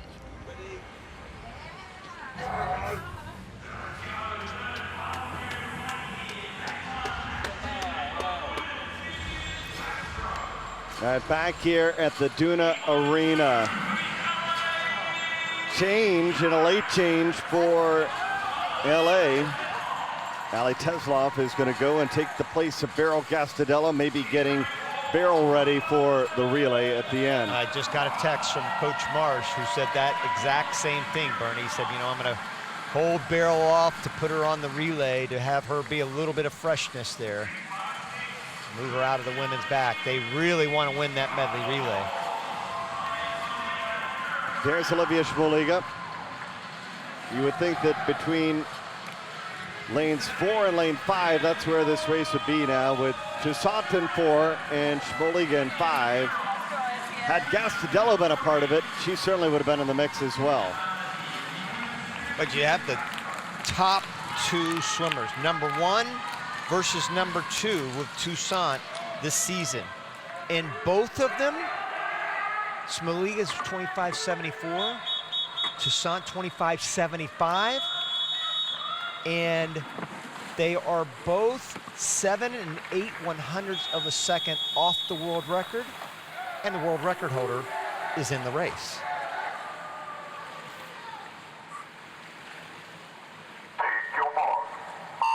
It's Eddie and Medeiros. She's swimming for the Aqua Centurions in lane number 7. It didn't take long, did it? Right there in the middle. You can't take your eyes off of them because here they go. 1/100th of a second. What a great turn there by Shmoliga. Oh, Shmoliga. She is going to do it with that turn. Another win for the Condors. Shmoliga's on top. And again, how big is that? Because she's won the jackpot. Huge. Huge jackpot win there. And what a big turnaround from just a couple of days ago where Toussaint won by 1/10 of a second. Shmoliga there got her by almost a half a second. So what a couple of days must have done to Shmoliga to fire her up. Last week, it was Toussaint who actually got her on the turn. Toussaint turns to her side a little bit. This week, Shmoliga was going to have nothing to do with that. And boy, she came off that turn like a fireball, and what a swim by her. And Brown gets 5th, so big points there for Smoliga and Callie. Man, the Condors are surging late here on day number 1. Down to the pool deck. Back to Mark. Olivia, they look really strong and look like a good victory. Thank you, yes. We just came to fight last in-season match before things really start to get interesting in semi and final, so that was a lot of fun. So you've been doing a little bit of work, so expecting to get faster over the next 2 rounds? Yes. Yeah, we had a little 2-day break here. Basic, flush around, I think, for everyone in this position. So, it's just back-to-back racing, and it's what we love to do, so we're just trying to make it work. Good job. Get ready for the relay. Yeah. Go Doors! Olivia Smoliga getting the win. And now, it's hard to argue with all the great swimming that we have that this is the race of the day, but folks, on paper, this is the race of the day. The top 3 ISL-rated swimmers, 5 swimmers in this field have won the 50 backstroke. And for London, can they make a late surge here with Guido? Guilherme Guido's won this event 5 times. He's going to be in lane number 4. Guido and Murphy, his teammate. You've got the last 2 Olympic gold medalists in the 100 back. And you've got Murphy sandwiched in between 2 fantastic London swimmers with Guido and Diener. And like you said, they both have won here in Budapest. Ryan 3 Murphy. of them have won. Yeah, Ryan Murphy's going to be down in lane number 1. Diener and Guido in 3 and 4. 1, 2, 3, and 5. Justin Rest sits 5th at 23 flat.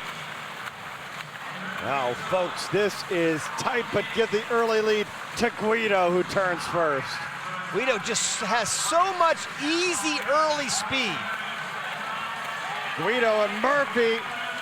This one is going to be tight. Is it going to be Murphy? It is! Murphy, jackpot master again. LA needed that. 15 points on his jackpot win. Boy, you're right, Bernie. LA was slipping further and further behind Callie, and London was closing the gap, so that was absolutely huge for Ryan Murphy. 22:75, almost goes his best time that he's ever been. Almost broke an American record. The American record is 22:61, far left-hand side of your screen.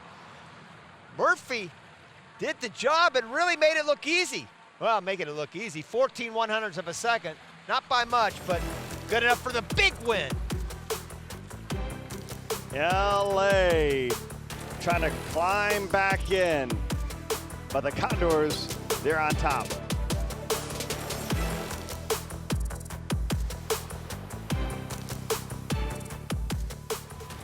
Well, 2 quick races, 50-meter backstroke, already beginning session 3. And that was a perfect start for Olivia Smoliga because she got back to winning ways, taking out Kira Toussaint. Yeah, and she's got the fastest time this year in the ISL at 22.7. No, not 22. That'll be very, very quick. That'll be a world record by 3 seconds. 25.75 seconds. The world record here is only 25.67. Smoliga underwater there was just superb, as is Toussaint. Toussaint has great underwater. See off the wall here? Bang, over together. Toussaint on her side. Smoliga gets a little bit deeper. She's long, she's tall, she's about 6'1". Uses all of those 15 meters, got ahead, kept her head back, and just nailed the finish.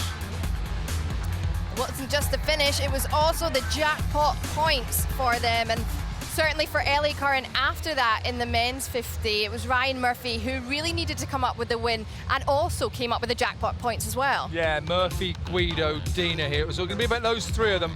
Murphy down the bottom here. Great start. Guido, as always, is strong in the middle there. But you can't see Murphy out the way here, although 50 meters you're not looking. Look at underwater fly kick there. How whippy is that? Comes up 13 meters. Guido goes 15. It was tight. It was always down to the wire. But as we've seen again, another tight finish, hundreds of seconds in it, and big points exchanged. How tight is it between these, certainly the top 3 anyway, because London are creeping back on LA Curran? We'll see with certain events and certain teams, they match up so well. So it's going to be, especially when you get to the semi and the final, those tight finishes are going to make the difference. Let's go back live to the pool deck as the action continues.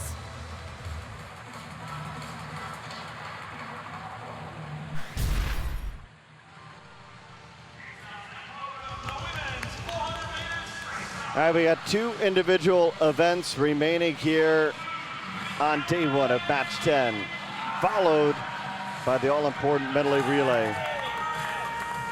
LA Current, they find themselves within range at the moment. Cali leading 219 points, LA second, 187 points. London Roar finds themselves third with 151 points. Again, you would argue that all of these teams are not completely at their best today because it's all about the strategy and getting prepared for the semifinals and the finals. Well, they certainly come in different manners. You know, you've got Cali and London, who just competed a couple days ago, and it's been about 10 days since LA competed, so they've been into a really hard training session where Cali and London have done a lot of racing. So they come in a different manner and different strategies, different tactics involved here, obviously, but what a day of racing this has been. I mean, this is my my unofficial chicken scratch during the break, but I counted 18 races, Bernie. Yep. 13 of the 18 races have been decided by less than a second. Not You know bad. what that means? That means, on average, those 17 races have been won by 7/100ths of a second. That's the average. Pretty good day at the pool, Oh, right? my goodness. It's the closest day I think I have ever seen in any meet I've ever covered with this amount of races, where it's just been. And you can't count out this 400 because we've seen a tie in the 400 already this season. Seen a tie in the 400, and the blowouts Yep. have been in the 50s. The 50 Crazy, right? freestyles were blowouts. I mean, come on. Dumont is in lane number 7. She's won this event once. Haley Flickener in 5. She's won this event twice. Holly Hibbett, she's won this event 2 times. And it's Flickener, Anderson, and Hibbett in that order. Well, Dumont is in a perfect position right now. And you say, why? She's running 5th or 4th. She's over there 2 from the right. The time she went 4:00, which is better than anybody else in this field, she was 2:01 going out, Bernie, and then 1:58 coming back. So nobody else can claim that kind of comeback speed. So I think they're going to need, if it's the same Dumont that shows up in the second match, they're going to need at least the body length on Dumont. Now, Haley Anderson also comes back very well. She's right next to Dumont in lane number 6 there with a blue cap. So you can see Dumont and Haley Anderson running kind of neck and neck. Flickener was out in 1:58.7 when she went 3:59. 1:58.7, 1:58.7, so she's 1:59.5, a little slower, but she's got that lead by a body length, and she's going to need all of it against Dumont. Yeah, Dumont, she looks pretty steady there with a white cap all the way on the far side of the pool. Flickener's just really starting to swim so well and so incredibly versatile. And this is a case where a lot of these teams, we need you, right? I mean, here's Flickener, who, I mean, it's a great event for her, but I wouldn't put her in the 400 freestyle, right? You'd put her in the fly, maybe the 100 fly, and maybe the 200 IM. I don't know, but 400 free, yeah, okay, I get it. But how about Andy Murez? She swam the 400 free relay for LA. We need you in that event. Michaela Sargent, we need you. Here comes Dumont, but Flickener, I mean, this is the 300 mark. Flickener still with a huge lead. Yeah, over a second lead for Flickener ahead of Dumont. You know, after that win for Dumont, she has not been in the top 3 since that 400. So Flickener and Dumont. And here we go into the last 50. Can Dumont pull out some magic like she did in the very first match? Well, it was second, and now it's down to 3/10. And she's going to her legs. Dumont is trying to get the win for the Aqua Centurions. Yeah, 29.5 there, and 30.3 for Flickener. But Flickener's coming back. She's not going to give it to her. Yeah, Flickener and Dumont. Cali Condors. Flickener answers back after Dumont tries to take it over, and Flickener leads a 1-3 finish for the Cali Condors. That's going to help their cause in a big way in extending that lead. LA 6th and 7th, London 4th and 5th. And what great strategy for Flickener. What poise she showed. Because that third 50, again, Dumont was 29.5, Flickener was 30.3. So she started running her down. But Flickener said, you know what? I've got something left in the bank here, and I'm gonna fly out with a 28 plus. If you want to go 28 plus, then it's yours. And that's exactly what she did. She went 28.3 on the end and outsplit, or actually even splitted Dumont coming home. But what a job by Haley Flickener.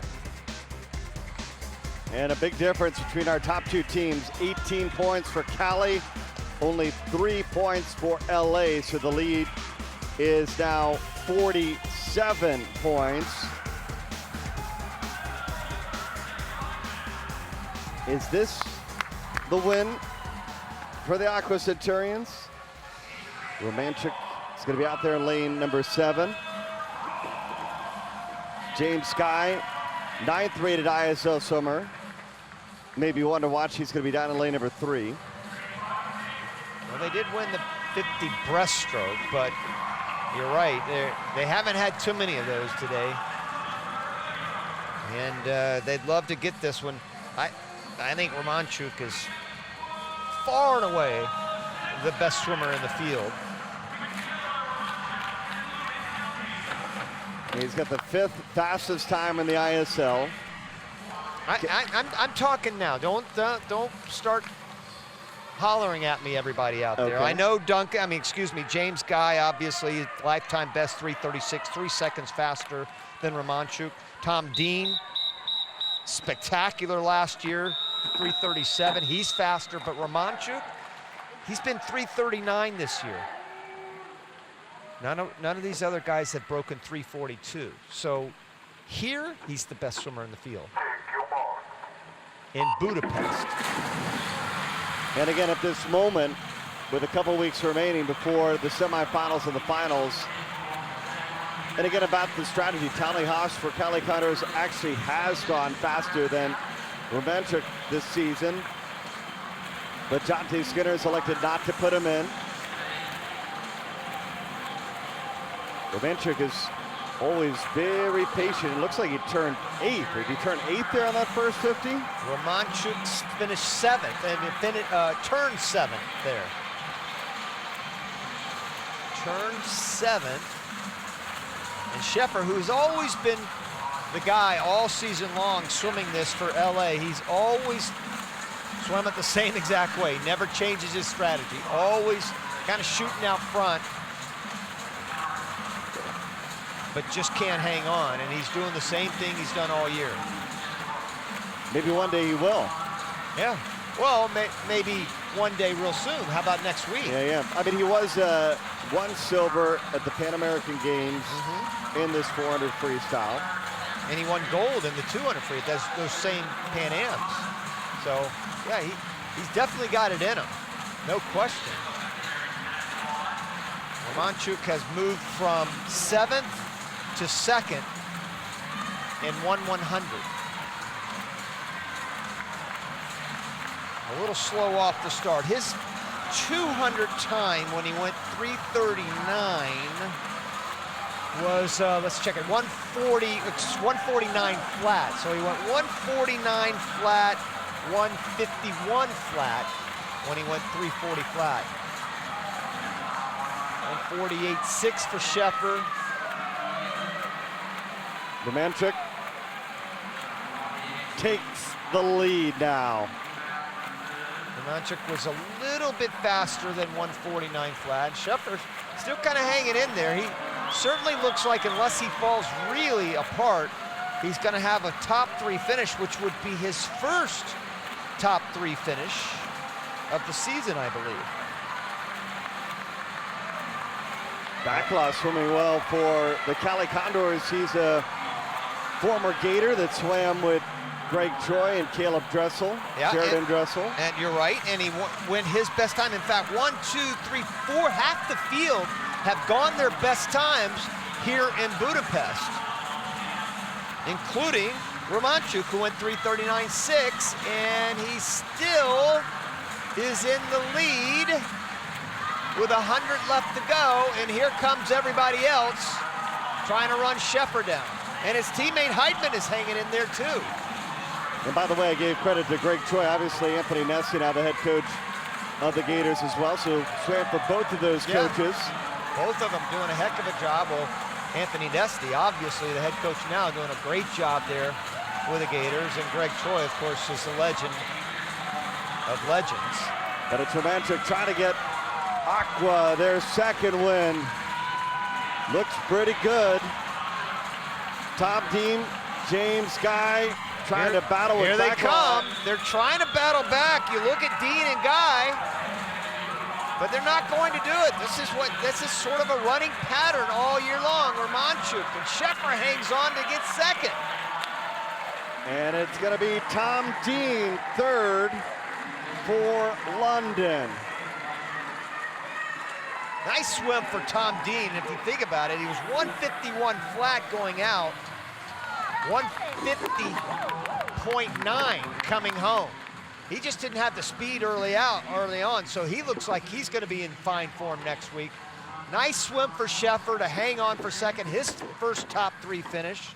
That was Dean's first top 3 finish, but Romanchuk, certainly the class of the field, 148.8, and he came back in 150 flat. So kind of just did what was necessary to win this. Goes his best time in doing it. So he certainly will take away a lot from this. That's the last time he swims it, though. We won't see him in the semifinals. But a pretty nice way to end things, though, Bernie. Yeah. Best time. He won match 3, gets the win for the Aqua Centurions in match 10. But it remains Cali and the Condors on top, headed to the medley relay to pick the skins.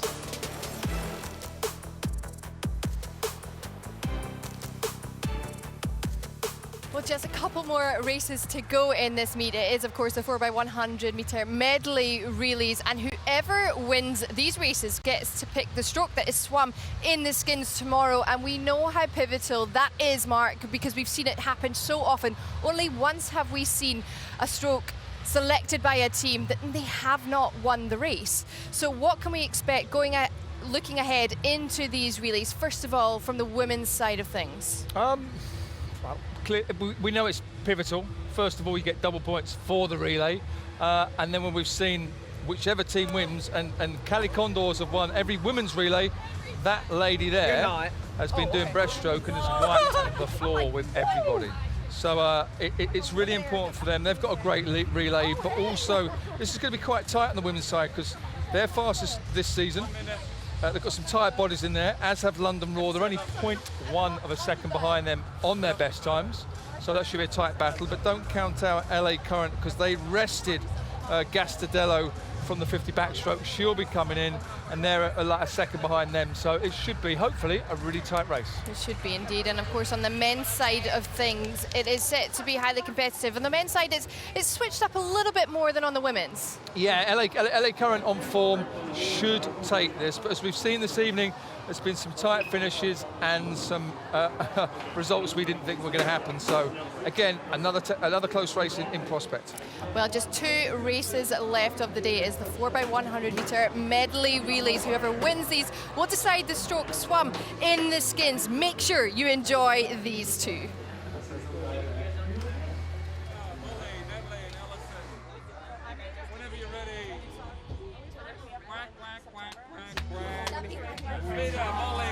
All right, the battle to see which stroke is the skins begins now. The 400 medley relay.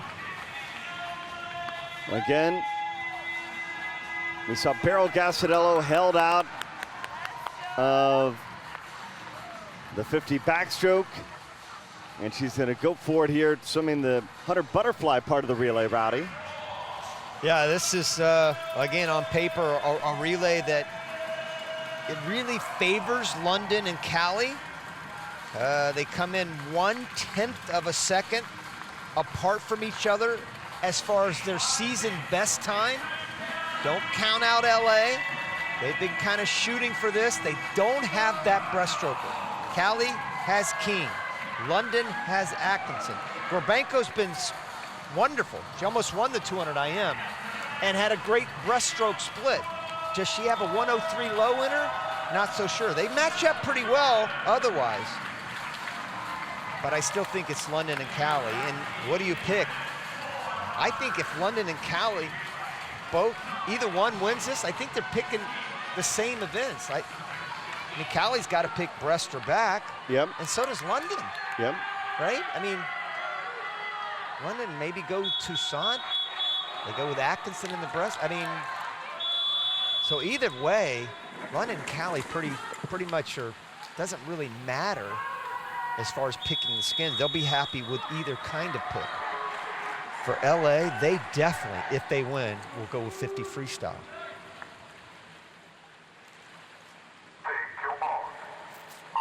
Bernie, the key for LA is Duluth. I even more so than Gorbenko, because Toussaint and Smoliga are so quick.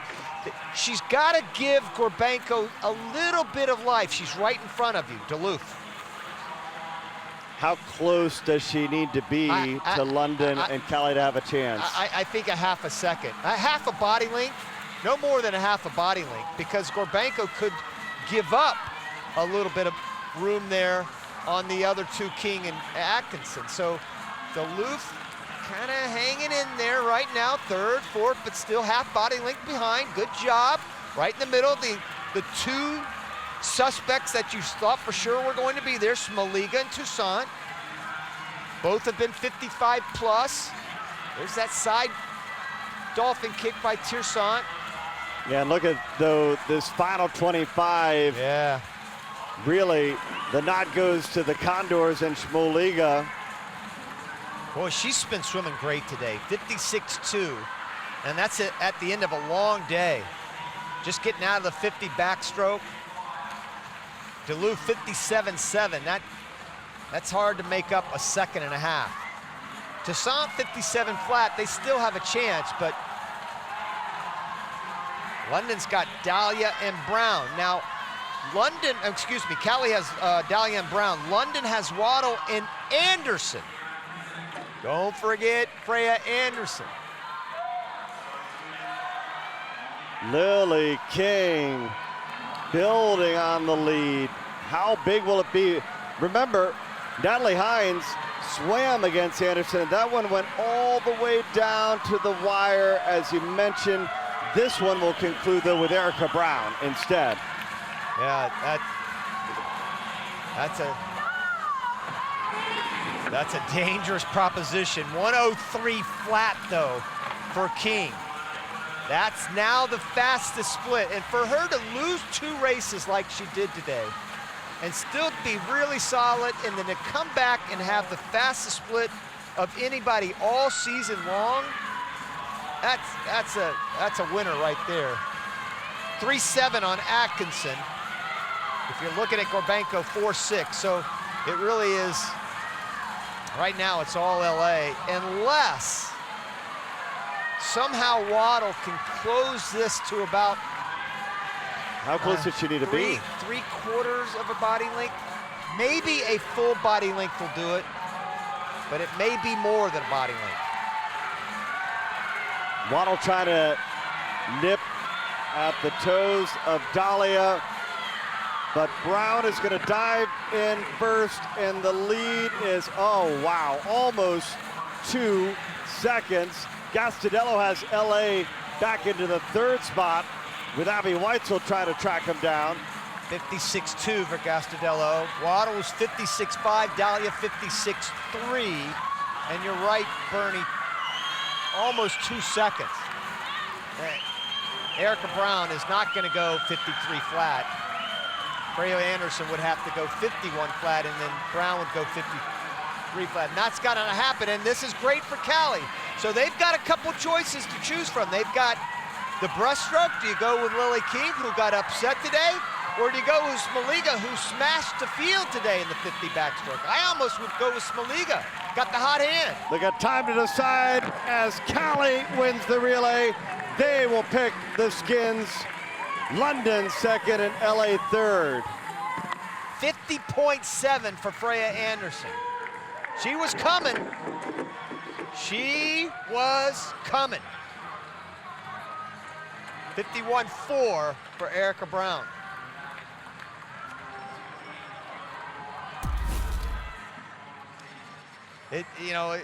When you have a 56.2 leadoff like you did and build kind of an 8/10 cushion, and then the breaststroke builds another 8/10 of a second cushion, a 1.5 seconds, that's a lot.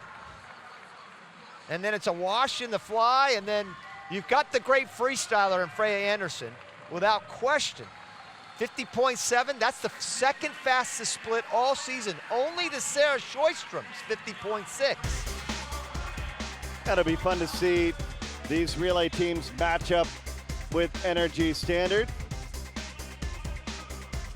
Down to the pool deck, Cali head coach Jonty Skinner was with Mark. Jonty, here we are again. You must be really pleased. Your women are undefeated in that relay, and you get to choose the skins again. I know. It's kind of nice to be in that position. You know, we have some great swimmers. We have some great swims. I am really surprised how well we swam tonight. I mean, coming off a meet 2 days ago, we were a little stale. I thought maybe we'd be a little more tired, but you know, we talked about what we wanted to do at this meet, and they've come out and been able to do it. So, you know, we're in this position where we've got to think about what we want to do in the finals and how we're going to get there. So we're going to have a good old talk about it as to how we're going to attack the skins tomorrow. Yeah, Olivia was really strong, and Lily. And what do you choose? Say again? What skins do you choose? Olivia was great. I don't know. I mean, even though Lily, you know, lost for the first time tonight, I mean, she's been working really, really hard. I mean, she worked hard even in the 2 days we had off, which is pretty much why she got beat tonight. But, you know, one more day, we're going to sort it out and we'll figure out what we're going to do. It's nice having the option. Well done. Cheers. What a great coach, Jonty Skinner, great swimmer, world record holder in the 100-meter freestyle, shut out of the 1976 Olympics. Apartheid, swam for South Africa. Here we go. This is a good one here, Bernie. London and LA, I think, are the two. Well, I don't know. Don't count out Aqua. They're the dark horse in all this. Aqua could have a really good relay here. Revolta, Martineghi, Zabo, and Moresi. The one team you think, well, what about Cali? They're going to win it. No, I don't think they have a chance unless somehow or another Nick Fink finds his form. You remember, he was out with an injured wrist. They substitute him for Kevin Cordes, who slips down to the B relay. And if Fink can throw in a good one like he has in the past, then Cali will be effective. But if he doesn't, Cali will not. They just do not have a breaststroke. It was a little bit better today. 8th in his first match back. Moved up to 5th, 6th areas. We see that's better. Current Ryan Murphy. Boy, LA really, I know they're desperate to win this relay. 3:20.9 is their best time of the season. Boy, he is flying right now. Murphy's ready to go. Look at this that. start, 49.8. Boy, the time, again, not that fast, but everybody else was so slow. That's what meant so much there. 50.6 for Quebec was second. Boy, that really helps LA here because London does not have Petey. If you're looking for Adam Petey, he is not swimming today. So it's really up to Pagoda, who, is no slouch. He's a world record holder in the 200 breaststroke. But you've got two stalwarts for Shields and Rooney coming up. And Dressel on his last race of the day. How much can he close on Shields? I don't know. Boy, this is looking LA all the way right now on that great leadoff by Ryan Murphy. Oh, that was a close start there. Woo! But over a second lead for Shields. 0.10. That was really tight on that start there. 0.15 and 0.10. Great starts. That's where you want to be. The very best in starts are somewhere between 0.10 and 0.15. That's where you want to be.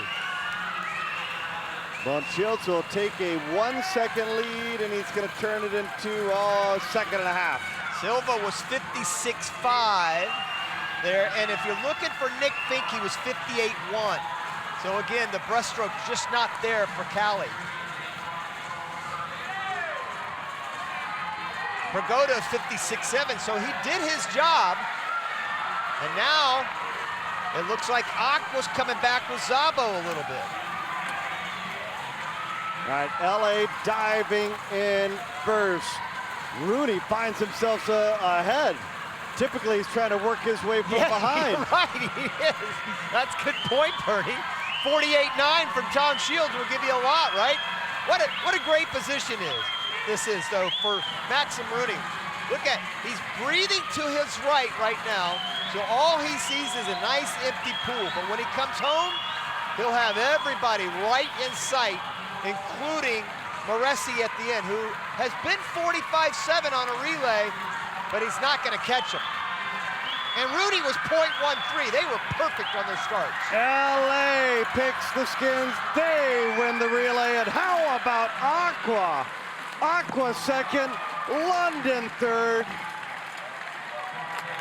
And that'll help out. Yeah, and Duncan Scott, what a great anchor for him to get third. Excuse me, Duncan Scott. Big win for David Marsh. He's down with Mark. Big win indeed. Dave, must be really pleased with the boys. Yeah, great really job. really good day. I tell you what, when we came out tonight, we were just looking for little improvements, and we saw a lot of nice improvements. It hasn't all come together yet, but boy, we're feeling like there's some events that have definitely improved since the beginning of the ISL, and we're really looking forward not only to tomorrow, but also into next week. So it's some good signs for sure. Awesome, good job. Well done to the team. Thank you. Well, it's Ryan Murphy in the lead in the MVP picture, just 2.5 points in front of Caleb Dressel of the Smoliga third. And in the match, Cali Condors trying to remain unbeaten ahead of LA by 47 points. Oh, such a fun doubleheader. We'll do it again tomorrow, starting at 10 a.m. local, 4 a.m. Eastern. For Johnny Drummond, Mark Foster, Roddy Gaines, and our entire ISL crew, Bernie Gunther saying so long for now. Back here tomorrow for another doubleheader of ISL action.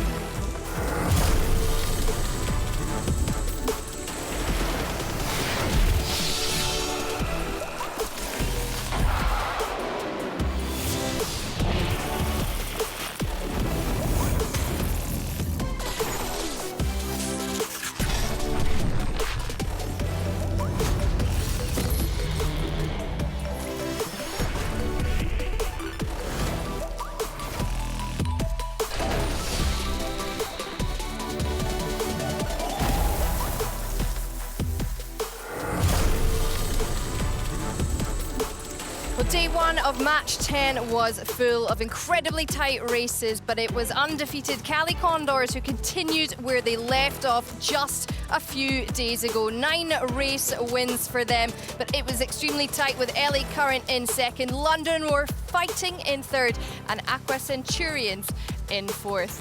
Hello and welcome back to ISL 2020. I'm Jenny Drummond alongside 5-time Olympian Mark Foster, and joining us in the studio we have London Roar's Annie Laser. Hi, thanks for having me. My pleasure. Well, it was an incredibly successful day for you individually because you not only did you win the 200-meter breaststroke, but you took down Lily King, who was 30 from 30, undefeated in ISL history. Yeah. How happy are you with that performance today? Oh, I'm thrilled. You know, it was the best time for me, so that's a great swim. I was really, really happy about my personal performance, you know, but you have to give credit to Lily King. I mean, the only reason why this race was so significant is because how incredible she has been as a competitor and as just a racer. So really that's the reason why this win for me was significant on the outside. So you have to give credit where credit's due. She's just been an unstoppable force thus far. You guys actually train together as well. So Yeah. how much do you rub off each other? I mean, because you must push one another all the time. Yeah, we really do. I can't say I would be the athlete I am today without having her by my side the last 2.5, 3 years. It's really been an incredible training experience. I think what makes our relationship work really well, given how competitive the two of us are, is because we both have really great strengths, and sometimes that strength is the other person's weakness. So when she's better at the more speedy stuff, and I'm better at the more meat and potatoes, distance, you know, kind of tough stuff. So I think we feed off each other really well there, and that really benefits both of us, I think. We're going to take a little look at the last 100 of your 200 breaststroke. Yeah, absolutely. You get to watch it again. You can talk us through it. Yeah, so I talked to Mel beforehand. She said, what are you going to do today that you haven't done beforehand with your race personally? And I said, I'm going to take out the front half a little bit quicker than I normally do, but not to a point where I'm uncomfortable with my race plan, and I think I executed that really well today. I try not to really look in my races, but I kind of saw a little bit where I was at the 100, and I felt really good about it, you know, especially given how much energy I felt like I still had left. So yeah, the back half is really my strong point in my race, and so I really wanted to attack that third 50, and last 50, she is just so strong the last 50, so I knew she was going to be coming, so I had to hold her off the last 25. Yeah, and we came down to 0.4 of a second at the end, but it's quite interesting that the first 50, you were 1.1 seconds slower than Lily. Yeah. And you said about pushing the third 50, you were 1.3 seconds faster than the third 50. Wow. So your strategy kind of completely paid off. Yeah, and I think, again, it goes back to just us training together every day. I think that benefits us when we're racing together, just the comfortability that we have swimming next to each other every day, number one. But number two, we know exactly pretty much to this point how each other's going to race. She probably knew when we hit the 100, she's coming on this third 50, and I knew, you know, she was going to take it out really fast that first 50. So I knew that she would really turn on the jets again, the fourth 50. I don't think she gets enough credit for how good of a back halfer she is as well. So, but yeah, it felt really good to get the win today.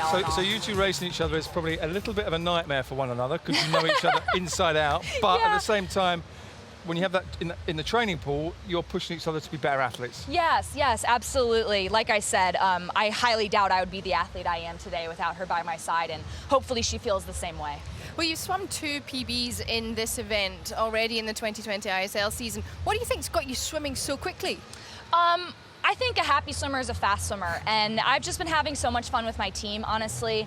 It's such an amazing team environment, and I think we've just been waiting so long to have a chance to compete, so this is really the one thing we've all had to look forward to with my training camp back home in Indiana. So I know we're all really excited to be here, and our whole contingent, no matter what team we've been on, we've all been swimming really, really great, so it's exciting to see.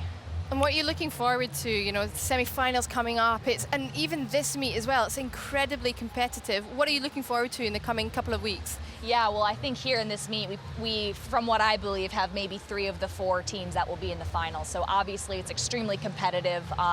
You know, I think we're like I said in our team meeting today, I'm really hoping to put a firm period on the regular season today so we can finish the semifinals and the finals with an exclamation point. Really fine-tune those race strategies like I tried to do today in the 200, and then really executed a lot better in the semifinals and finals when we're really sharpened up and ready to go. Well, Annie, we so look forward to seeing you swim awesome again. Well done today and an incredible result. Thank you. Thanks for having me, guys. Appreciate We it. will certainly see you tomorrow, but we can now head up to the commentary box to Bernie Gunther and to Rowdy Gaines. Guys, you guys were getting excited, to say the least, over some of the close races today. It was quite incredible, wasn't it? Yeah, we had so many great races today, Rowdy. At the end of the day, that really was, it made today so much fun to watch. And Cali Condors still unbeaten, but man, LA a great day, London a great day, and you could see how quickly this could change just with a couple hundredths of a second either way. And those great races proved a huge point that these three teams, where most of those great races came from, we're going to be seeing the same exact thing next week. And you throw energy to the defending champion in all of this mix, in Tokyo and Toronto. Oh my goodness, it's going to be crazy next week. That's why I'm so excited about tomorrow, but especially next week. Take a look at what happened today to Lily King. Obviously, an incredible streak of 30 straight races to begin her ISL career. What do you think she's thinking today, losing a race or two? I don't think she's worried about it at all. And I think Jonty said it best to Mark a little while ago. And the fact, she's been training really hard, been working her butt off, as has all the swimmers, but I think Lily especially probably had to go back to work even more, knowing the position she's in. And I think next week you're going to see a completely different Lily King come to the pool with world records in sight. Now, let me say quickly that having said that, Annie Laser and Molly Hannes were spectacular today. They really were. Give them credit. As Annie said, best time. Molly Hannes has been fighting Lily for a long time, so great races. Kudos to them.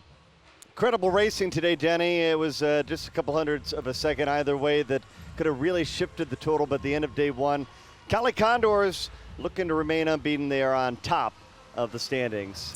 They sure are. Thanks very much, guys. Well, it's time now to hear from an LA Current swimmer, Ryan Murphy. He is with Kurt Hansen. Yeah, so just here with Ryan Murphy. Champ, big day for you. You must be pretty ecstatic how you fought back and how the Current has performed on this opener. Yeah. I mean, we're looking good, and with the way we're kind of treating it is we're trying to descend these next three meets. I think we're in a solid spot right now with where our seating is for semis, and so this is just good racing experience. We come in here, not a ton of pressure. We just go out there, have fun, and do what we do, which is race. It seems like it's been a long time since we saw you guys race, all the way back in match 5. How was that rest? 9 days, something like that. Was that a factor? Because you seem to come out of the blocks soaring. Yeah, it was nice. These meets are taxing on the body, so you come out of these and, for a day or two, you're hurting really bad. So to have 9 days off, it was good to get the body right, get the minds back into it, and, we're excited for this next stretch of 3 meets. Your own form, you've been so consistent, but tonight to do the 200 and the 50 as well, it's not an easy double to do, and then back up as well on the relays, but you must be really happy with how you're swimming. Yeah, I am, and this is what we train to do. I train to be good at the 50, the 100, and the 200, and to come out here today and do all 3, that's a practice for me. That is how we train, and so, this is pretty par for the course for a normal week for me. And then just lastly, coming into tomorrow's final day of regular season, what's the Current try to get out of it? Do you try to challenge the Condors? You've got the skins in your back pocket as well. Do you beg for the backstroke skins, or are you happy to give it up? How does that work? I mean, the coaches make the best decisions. I trust them to make the right calls, and they've done a great job so far. So we are very lucky to have the staff we do, and of course we want to push the Cali Condors. That's in-state rivals, and we love to compete, so we're going to go out there, we're going to compete hard, it's going to be fun. Well, very diplomatic, but I hope you get some backstroke skins tomorrow. Well done. Yes, sir, thank you. Well, Ryan Murphy there of LA Current, what a day he had in the pool, but what an even better day Cali Condors beaten Nelson had in the pool. First of all, for the team as well, this is your ISL debut, and the Cali Condors are undefeated so far and on course for a 4th win. Yeah, we're keeping the train moving. I think that we had kind of a choice to stick with that rhythm or kind of, maybe rest up and save for the semifinals and finals. But we're a group of really competitive people. We love to win. We want to continue that. And I think our team just looks really ready to race and compete every time we get up on the blocks. And I'm really, really proud to be a part of this group. So. Well, certainly your individual performance today, winning the 200 meter back and the 200 meter IM. How good are you feeling in the pool at the moment? Pretty good. I came in not really knowing. I had some injuries leading into the ISL season, so I wasn't really sure how I'd perform, but I'm pleasantly surprised, to say the least. The training we've gotten consistently here in Budapest has really helped my performance, I think. A lot of us came from not knowing where we were going to get pool space or when or how we would, or moving around to different pools to be able to train. So this has been an incredible opportunity, and I'm really happy with my swims today, most importantly to get the points and the win for my team. So you coming in with injuries was quite a blessing, because you've got a whole support team around you here. Totally, yeah. I have a great support system back home, but coming here and knowing I was going to be taken care of and that everyone here was looking out for my best interest, the coaches, my teammates, the support staff have been incredible, so I'm very blessed. And you were talking about some Ryan Murphy getting some great screenshots a minute ago. We're going to watch one of your races here, so you can have a look at your own screenshots and you can talk us through it.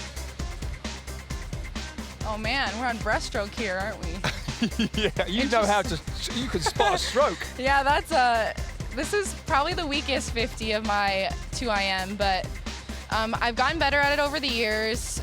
The last 50 for me is really about working those walls, especially that last turn. I just push everything my legs have, and obviously it was a tight race with Sydney, and she's an incredible IMer, so I knew it's going to be right down to the finish, but I took like 12 kicks off the last turn and just hoped I'd get my hand on the wall first. It definitely hurts. We all know the 2IM's pretty hard event after a 2-back, but I was pretty happy with that. It's a pretty back-to-back, yeah, exactly, especially there, because you've obviously got to go 50 of each stroke, so you're hitting all the different energy systems and different muscles. Yeah. I know that the 2-back 2IM is a tough double to do, and it's a quick turnaround, but I knew my legs were going to be pretty tired. I did a good cool down. I got a little bit of a shakeout from our massage therapist, and I just wanted to have fun today, honestly. I sometimes forget and get caught up in times or races, and I forget why I really love the sport sometimes, and I love competing and having fun at meets with my teammates. And today I really was like, I don't even care how I swim individually, I just want to have a good time, right? I want to leave the meet smiling and happy regardless of the outcome, and I know that me being happy and having fun always tends to end up in good swims. So yeah, I mean, I'm very happy with it. It's a lot better than it was the last match just 2 days ago. So we're moving in the right direction, and I hope to be better as we move forward. As you said, Jenny, massive PB. Absolutely. It was a huge PB, and clearly you are happy in the swimming pool as well. And does the ISL format lend itself to that? Because you're only 22 years old, you've got other swimmers with greater experience giving you pieces of advice, and you're swimming with them all the time, even if they're in different disciplines. Yeah, that's probably the coolest thing about this league for me. Personally, I'm a huge person who values personal relationship, and I've gotten to know some of the people I looked up to growing up and now are my friends and teammates, which is really incredible. They've given me advice along the way, and they're teaching me how to thrive in this environment, because obviously it's pretty taxing on the body. It's a lot of racing, but that's what we have to be prepared for, and we're professionals, and this is, we're here to do our job, but we're here to have fun, and I wouldn't want to be with any other group. I feel like I have made such incredible friends who I'll have for a lifetime, and that's something I'm going to take away from this, regardless if I have great swims or not. I'm glad that I am, but I think the experience is once in a lifetime. Well, Bita, it's been fantastic to have you here, and well done today individually, and of course to your team, to the Cali Condors. We're looking forward to seeing what you guys can do tomorrow.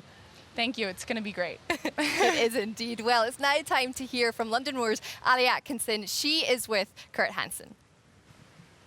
So here with Ali Atkinson, now of the London Roar, but new season, and obviously our first chance we've got to talk to you, but how's it been? You must be pretty happy. It's a super fun team to be a part of. Yeah, indeed. I really wanted to get behind the team for the 6 weeks, see what we can do, come together as a family, and really just learn from them and the coaching staff and just see what happens. Been around a while now, a bit of a veteran of the sport, but you still love it every time. Big smile on your face, you come out on pool deck. And what keeps you coming back for meets like this? They're a lot of fun, aren't they? And the camaraderie in the team, not just the team, but between the teams also. It's true. I don't really get this experience that often. Competition meets is usually 1 or 2 people. So to have 30 plus people behind me, just really pushing forward, that's something that I couldn't say no to. So for me, especially in the latter part of my career, to be able to have a team, to have that support system, and to do skins, I couldn't say no. Yeah, the skins, the final, that showdown with Lily King was everything we hoped and dreamed of. It's an awesome rematch. And obviously Lily tonight, with those 2 losses as well, she's human. She can be taken down. And it's nice to know that people can be beaten sometimes. 30 straight wins was just insane. It's a lot. But I think everybody else has grown throughout this meet. Yeah, Molly has just gotten faster and faster. Annie has just been breaking down that 200 little by little. And to see them succeed on such a big stage is truly something grateful. And just lastly, the London Raw, obviously without all their Aussie stars this year, they're facing an uphill battle, but must be so impressed with how well they've done against almost full strength opposition. Yeah, so we wanted to, in the first one, really go out there and show them what we could do, besides the Aussies not being here. But the team has really come together. We're really put in the work, and we're building, battling, and getting better as we go along. Well, it's been fantastic to watch. We wish you all the best for the rest of the competition. Always lovely chatting. Bye. See ya. Oh, she's such a fantastic character, Alia Atkinson. Great to hear from her. Well, here is the schedule for tomorrow. Some very exciting races ahead. If day 1 was anything to go by, of course, it was Cali Condors who won the women's 4x100 medley. They will choose the skins stroke, and it was Ellie Curran on the men's side. So much to look forward to tomorrow. Well, here are the final standings after day 1 of match 10. It's Cali Condors who are out on top at the moment. Ellie Curran chasing them. London Roar in 3rd position, and Aqua Centurions doing everything they can do to stay in this meet. Well, what a day 1 of match 10 it has been. Mark and I will be back tomorrow for yet more double header action. But from all of us here at the ISL 2020, we'll see you tomorrow morning.